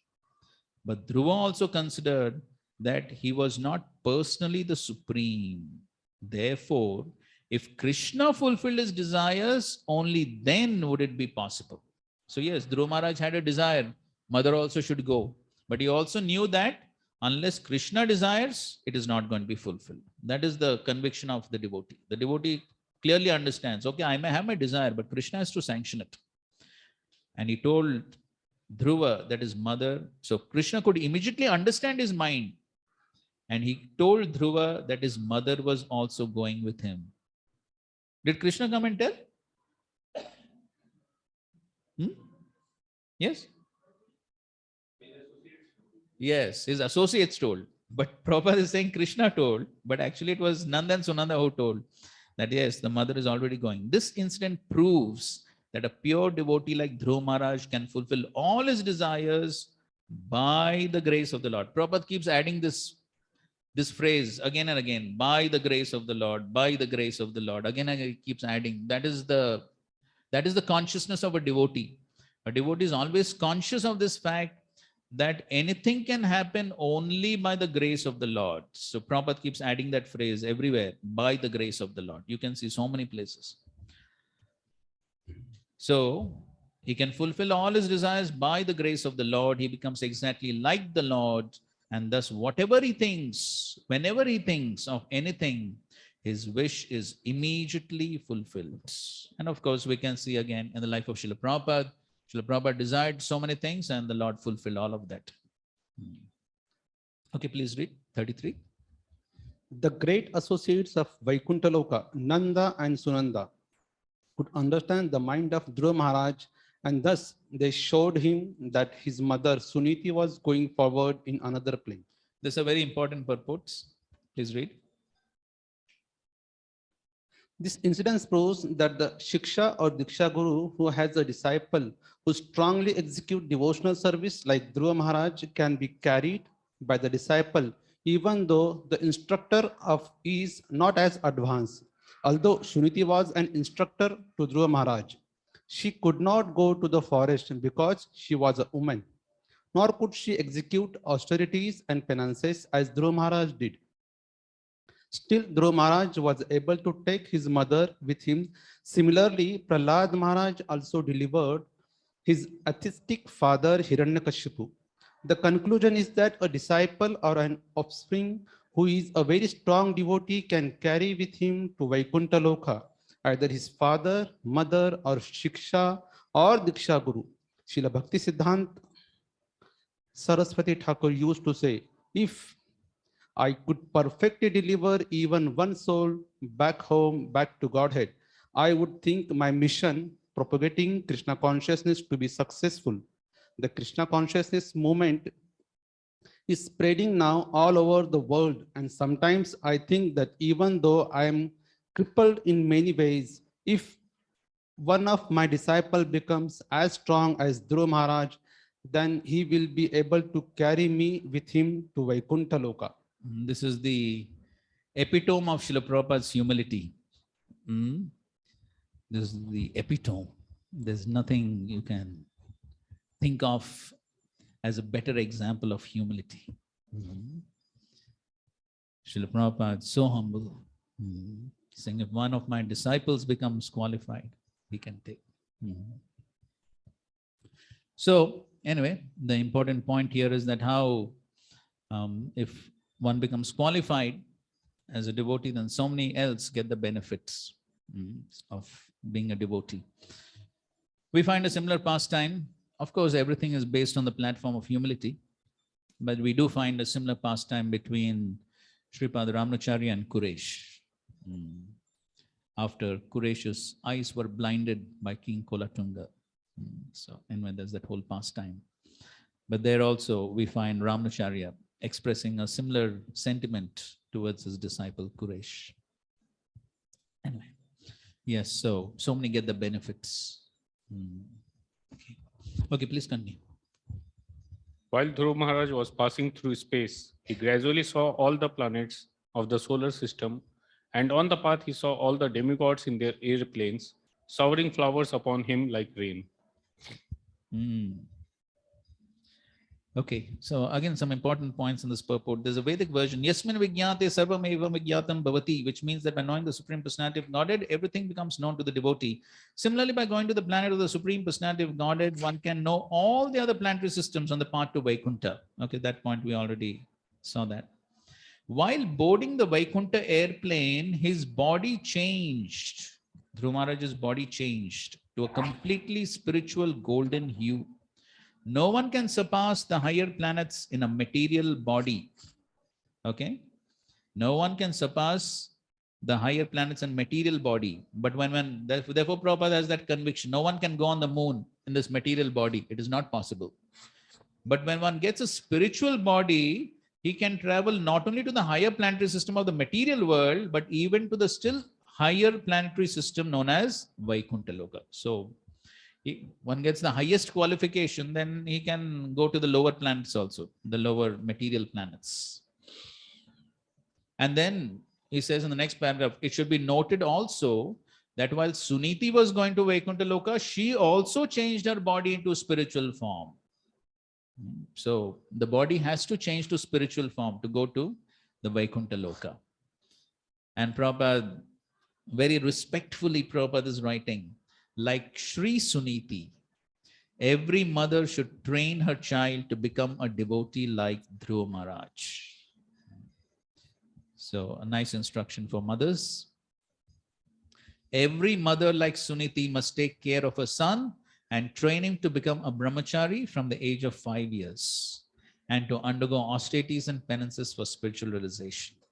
The benefit will be that if her son becomes a strong devotee like Dhruva, certainly not only will he be transferred back home, back to Godhead, but she will also be transferred with him to the spiritual world, even though she may be unable to undergo austerities and penances executing devotional service. Right? So a good impetus for all mothers to train their children to become nice devotees. Okay, continue please. Dhruva Maharaj thus surpassed the 7 planetary systems of the great sages who are known as Saptarishi. Beyond that reason, he achieved the transcendental situation of permanent life in the planet where Lord Vishnu lives. Yes, so he achieved the spiritual planets where Lord Vishnu lives. Yes. So this is the section from 17 to 35, where Dhruva Maharaj goes back to the Vaikuntha Loka, to Dhruva Loka, to live eternally along with Lord Vishnu. So, okay, we can continue to reading. Then there is a description of the Vaikuntha planets. Please read. The self-effulgent Vaikuntha planets, by whose illumination alone all the illuminating planets within this material world give off reflected light, cannot be reached by those who are not merciful to other living entities. Only persons who constantly engage in welfare activities for all other living entities can reach the Vaikuntha planets. So here there's a description of the Vaikuntha planets. So in the first paragraph of the purport, Prabhupada is specifically speaking about the Vaikuntha planets, how they're self-effulgent, and all the other illuminous bodies get the effulgence from the Vaikuntha planets. And then he's talking about who becomes qualified. There is no philanthropic work within this material world, but Krishna consciousness that can engage a person 24 hours a day. A Krishna conscious being is always engaged in planning how to take all of suffering humanity back home, back to Godhead. Even if one is not successful in reclaiming all the fallen souls back to Godhead, still, because he is Krishna conscious, his path to Vaikuntha Loka is open. He personally becomes qualified to enter the Vaikuntha Loka, and if anyone follows such a devotee, he also enters into Vaikuntha Loka. Very important point. So, by preaching and by engaging in preaching activities and by engaging ourselves in this preaching mission of ISKCON, what happens? Prabhupada is saying everyone may not go back to the spiritual world. Everyone may not become qualified to go. But at least what happens? The person who is preaching and the person who is engaging in devotional service, he becomes purified and he becomes qualified. That is why Srila Prabhupada, in many lectures, Srila Prabhupada says, we are preaching because what? Why we are preaching? Huh? Satisfy Krishna, that's correct. Even if one person goes, yes. Prabhupada says, we are preaching because it is the instruction of Sri Chaitanya Mahaprabhu, who said, Yare deko tare kaho Krishna upadesh amar agyai guru hoi tarai desh. Because it is Mahaprabhu's instruction, therefore we are preaching. And then Srila Prabhupada says, my Guru Maharaj said, even if no one comes, does not matter, preach to the 4 walls. So we are preaching not so that somebody can get delivered. That may happen, may not happen. That is not so important. But we are preaching because it is instruction. And because we follow that instruction, then Krishna is pleased. And that's how the person who is preaching, he becomes qualified to enter into Vaikuntha Loka. And then one who follows him also becomes qualified. Okay, so some important points here. Okay, please go to the next one. Persons who are Okay, let's recite this verse. This is an important verse actually.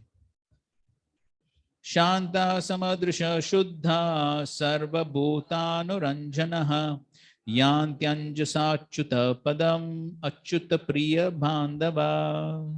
Persons who are peaceful, equipoised, cleansed, and purified, and who know the art of pleasing all other living entities, keep friendship only with the devotees of the Lord, they alone can very easily achieve the perfection of going back home, back to Godhead. Okay, so these are some of the qualifications required to go back home, back to Godhead. So there are all these qualities: Shanta, that is peaceful; Samadrisha, equipoised; Shuddha, cleansed, purified; Sarva Bhuta Anuranjanaha, that means pleasing to all living entities; and Achyuta Priya Bandhava, friendship with the devotees who are dear to the Lord, Achyuta Priya.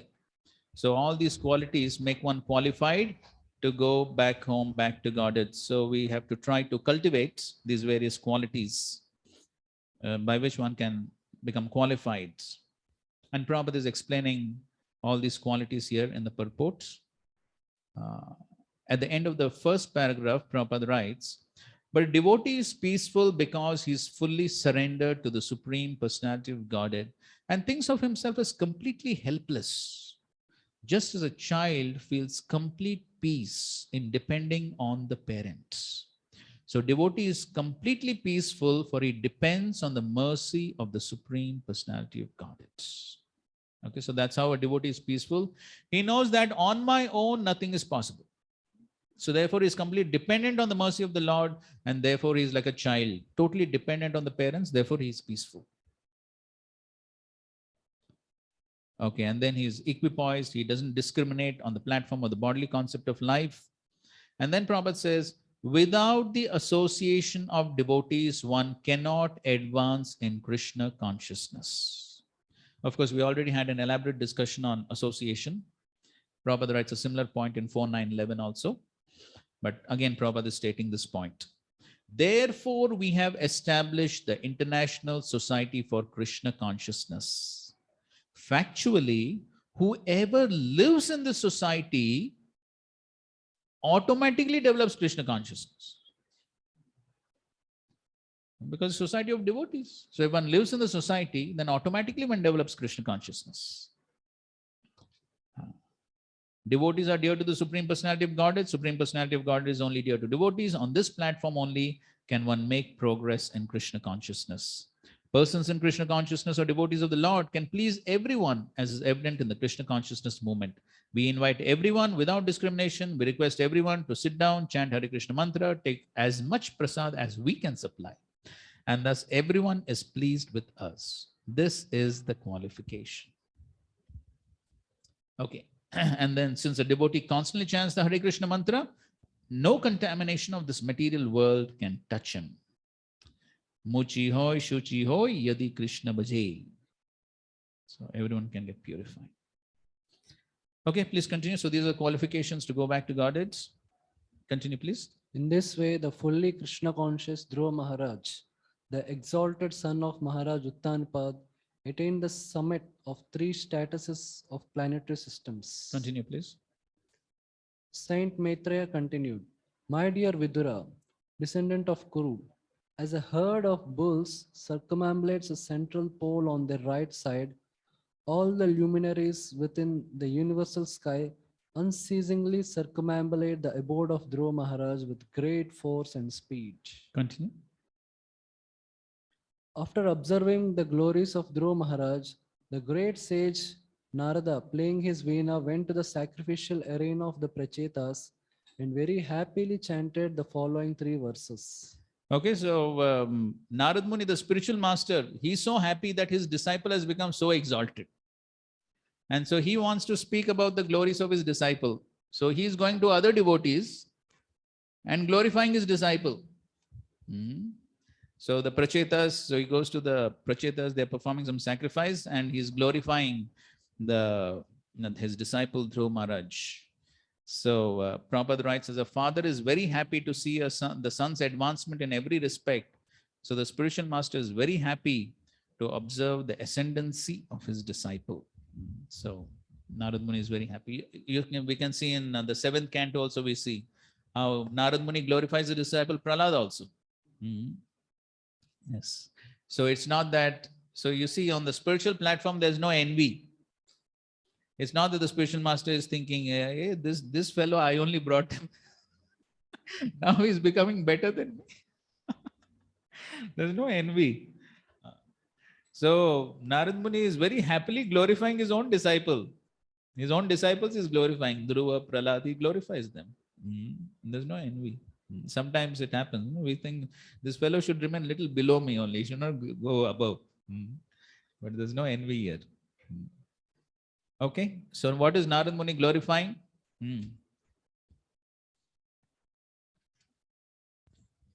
The great sage Narada said, simply by the influence of his spiritual advancement and powerful austerity, Dhruva Maharaj, the son of Suniti, who was devoted to her husband, acquired an exalted position not possible to attain even for the so-called Vedantists or strict followers of the Vedic principles, not to speak of an ordinary human beings.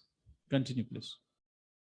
The great sage Narada continued, just see how Dhruva Maharaj, aggrieved at the harsh words of his stepmother, went to the forest at the age of only 5 years and under my direction underwent austerity. Although the Supreme Personality of a Godhead is unconquerable, Dhruva Maharaj defeated him with the specific qualifications possessed by the Lord's devotees. So, Dhruva Maharaj, all the Supreme Lord is unconquerable. He is Ajitam. He is Ajitam, but he was Jigaya tad bhakta gunai parajitam. So Supreme Lord is Ajita, but he became defeated. He became defeated by what? Tad bhakta gunai. He became defeated by the qualities of the devotee. That is what conquers the Lord. That is what attracts the Lord. It's always the qualities. So again, what are the references for this? The Lord is conquered or captured by the devotee's qualities. Some references? Bhagavad Gita chapter 12. Yes, Bhagavad Gita chapter 12 verses 13 to 20. That whole list of qualities by which Krishna becomes pleased. Any other reference? Yes. What is that?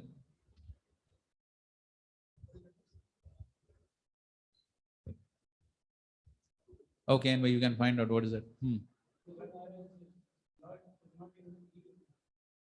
Yes, Prithu Maharaj, after the whole Indra and Prithu Yajna, that whole pastime happened, Lord Vishnu comes and Lord Vishnu personally says, I'm not pleased by austerities, performance of Yajna, I'm not pleased by all this, but I'm captivated by your wonderful qualities. So that is the ultimate result, the prayojan of the practice of devotional service. Therefore, Krishna at the end of the whole section of Bhakti Yoga, 7 to 12, he concludes that by giving a list of qualities, because that is the ultimate prayojan. When one becomes purified, then all the natural qualities of the soul become awakened. They become manifest. So that is the prayojan. If one wants to see for oneself, Prabhupada writes this again in chapter 13, verses 8 to 12 purport. Srila Prabhupada writes, if one wants to see how much one is advancing in devotional service, this is the test. How much one is developing these qualities, because the qualities become manifest to the degree one becomes purified. So here also it is being mentioned that the Lord is unconquerable, Ajita, but he became defeated, Parajitam, by the wonderful qualities of Dhruva Maharaj. Yes. So at the end of the first paragraph, Prabhupada writes, in the beginning, one must accept a bona fide spiritual master, and if a devotee follows strictly the direction of the spiritual master, as Dhruva Maharaj followed the instructions of Narad Muni, then it is not difficult for him to achieve the favor of the Lord. The sum total of devotional qualities is development of unalloyed love for Krishna. This unalloyed love for Krishna can be achieved simply by hearing about Krishna.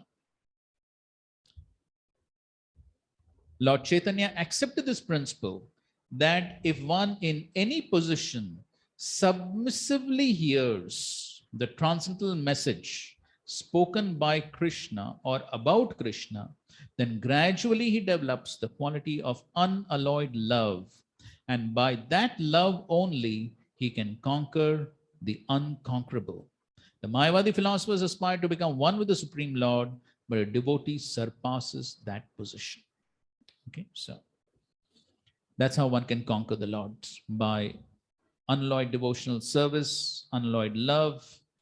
And that is all possible when one submissively hears. And we already had a discussion on what does it mean to submissively hear. Text 43. Dhruva Maharaj attained an exalted position at the age of only 5 or 6 years. After undergoing austerity for 6 months, alas, a great Kshatriya cannot achieve such a position even after undergoing austerities for many, many years. Okay, so in these 3 verses, Narad Muni is glorifying his disciple Dhruva Maharaj in the assembly of the Prachetas.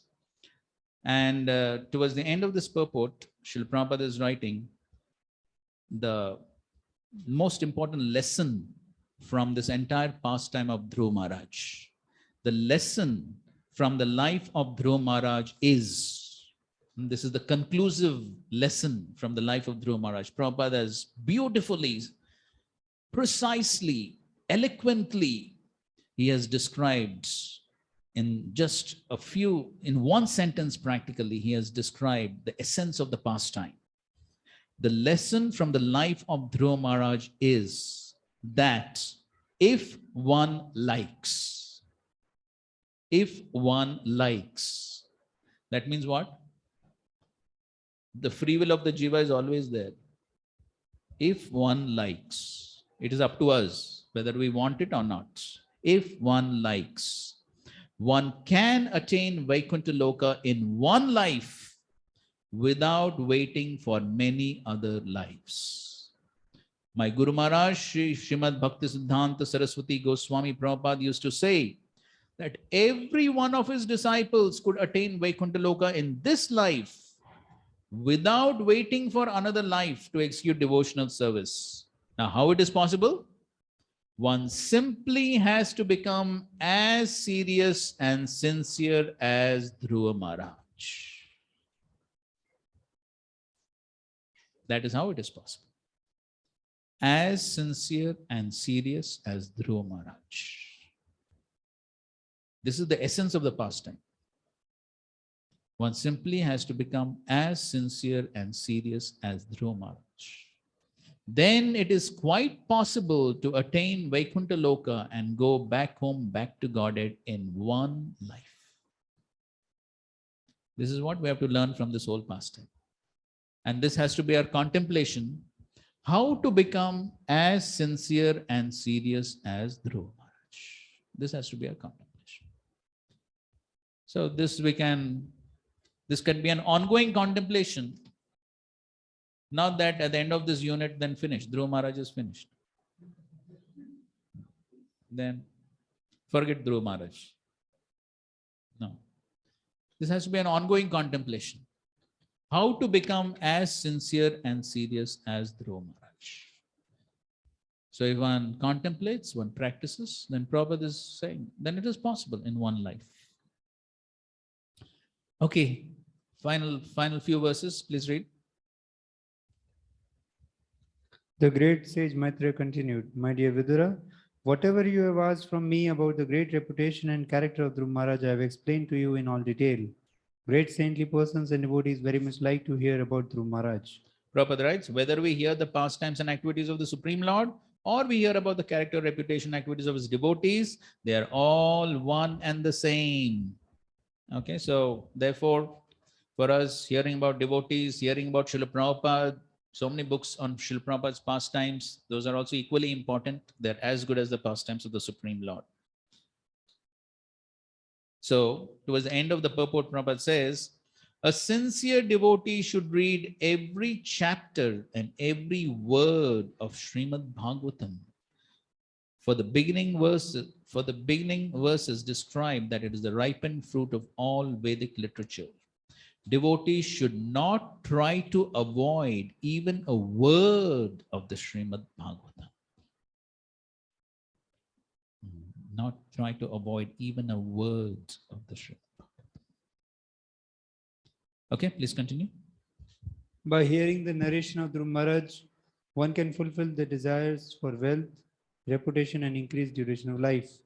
It is so auspicious that one can even go to a heavenly planet or attain Dhruva Loka, which was achieved by Dhruva Maharaj, just by hearing about him. The demigods also become pleased because this narration is so glorious and it is so powerful that it can counteract all the results of one's sinful action. Okay, so this last section is the Falashruti of hearing this pastime. So, Prabhuji, you can just read all the translations till the end. Anyone who hears the narration of Dhruva Maharaj and who repeatedly tries with faith and devotion to understand his pure character attains the pure devotional platform and executes pure devotional service. By such activities, one can diminish the threefold miserable conditions of material life. Anyone who hears this narration of Dhruva Maharaj acquires exalted qualities like him.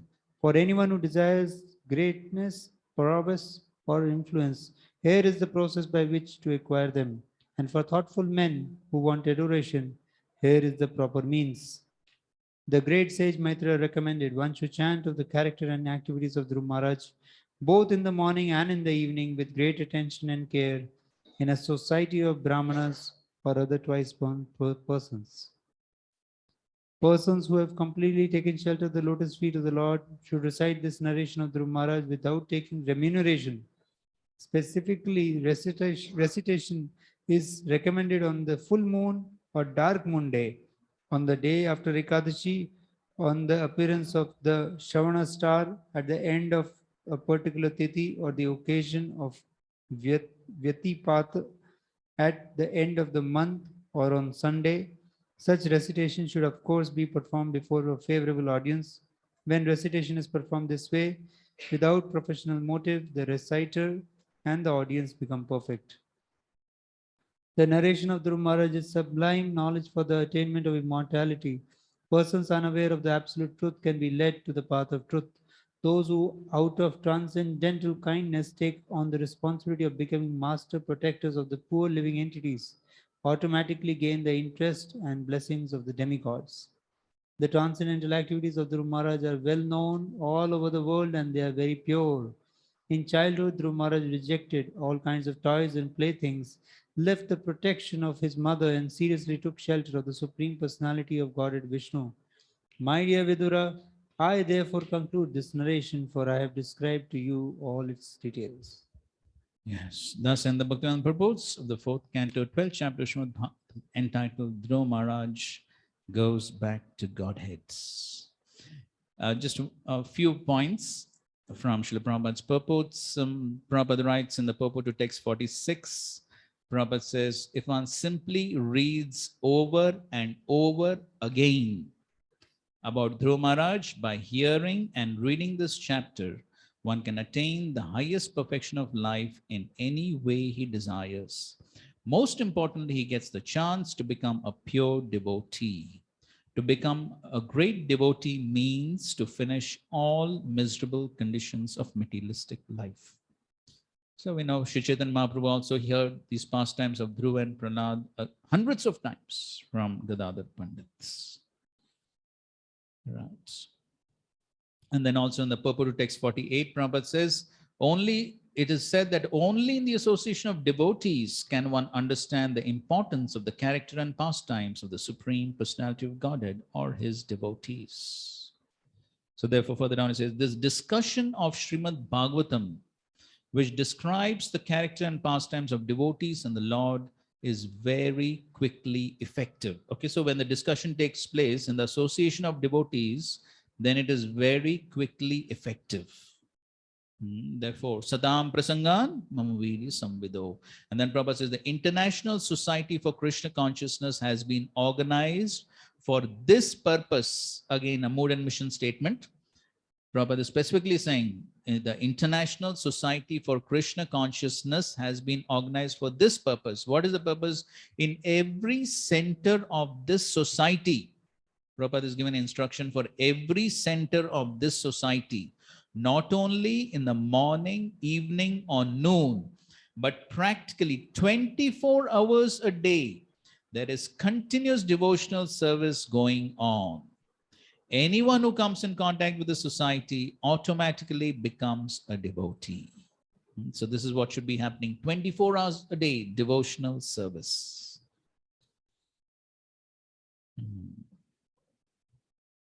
Okay, so in this way, this is the Falashruti that has been described. Okay, another important purport, purport to text 50, the qualifications of the reciter and the hearer. The process can be summarized as follows. The audience must be faithfully receptive to the Bhagavad message, and the reciter should completely depend on the Supreme Personality of Godhead. Okay, so there's the qualifications of the audience and the speaker. Bhagavad recitation must not be a business. If done in the right way, not only does the reciter achieve perfect satisfaction, but the Lord also is very satisfied with the reciter and the audience, and thus both are liberated from material bondage simply by the process of hearing. Okay, so we try to have some discussions on this pastime of Dhruva Maharaj.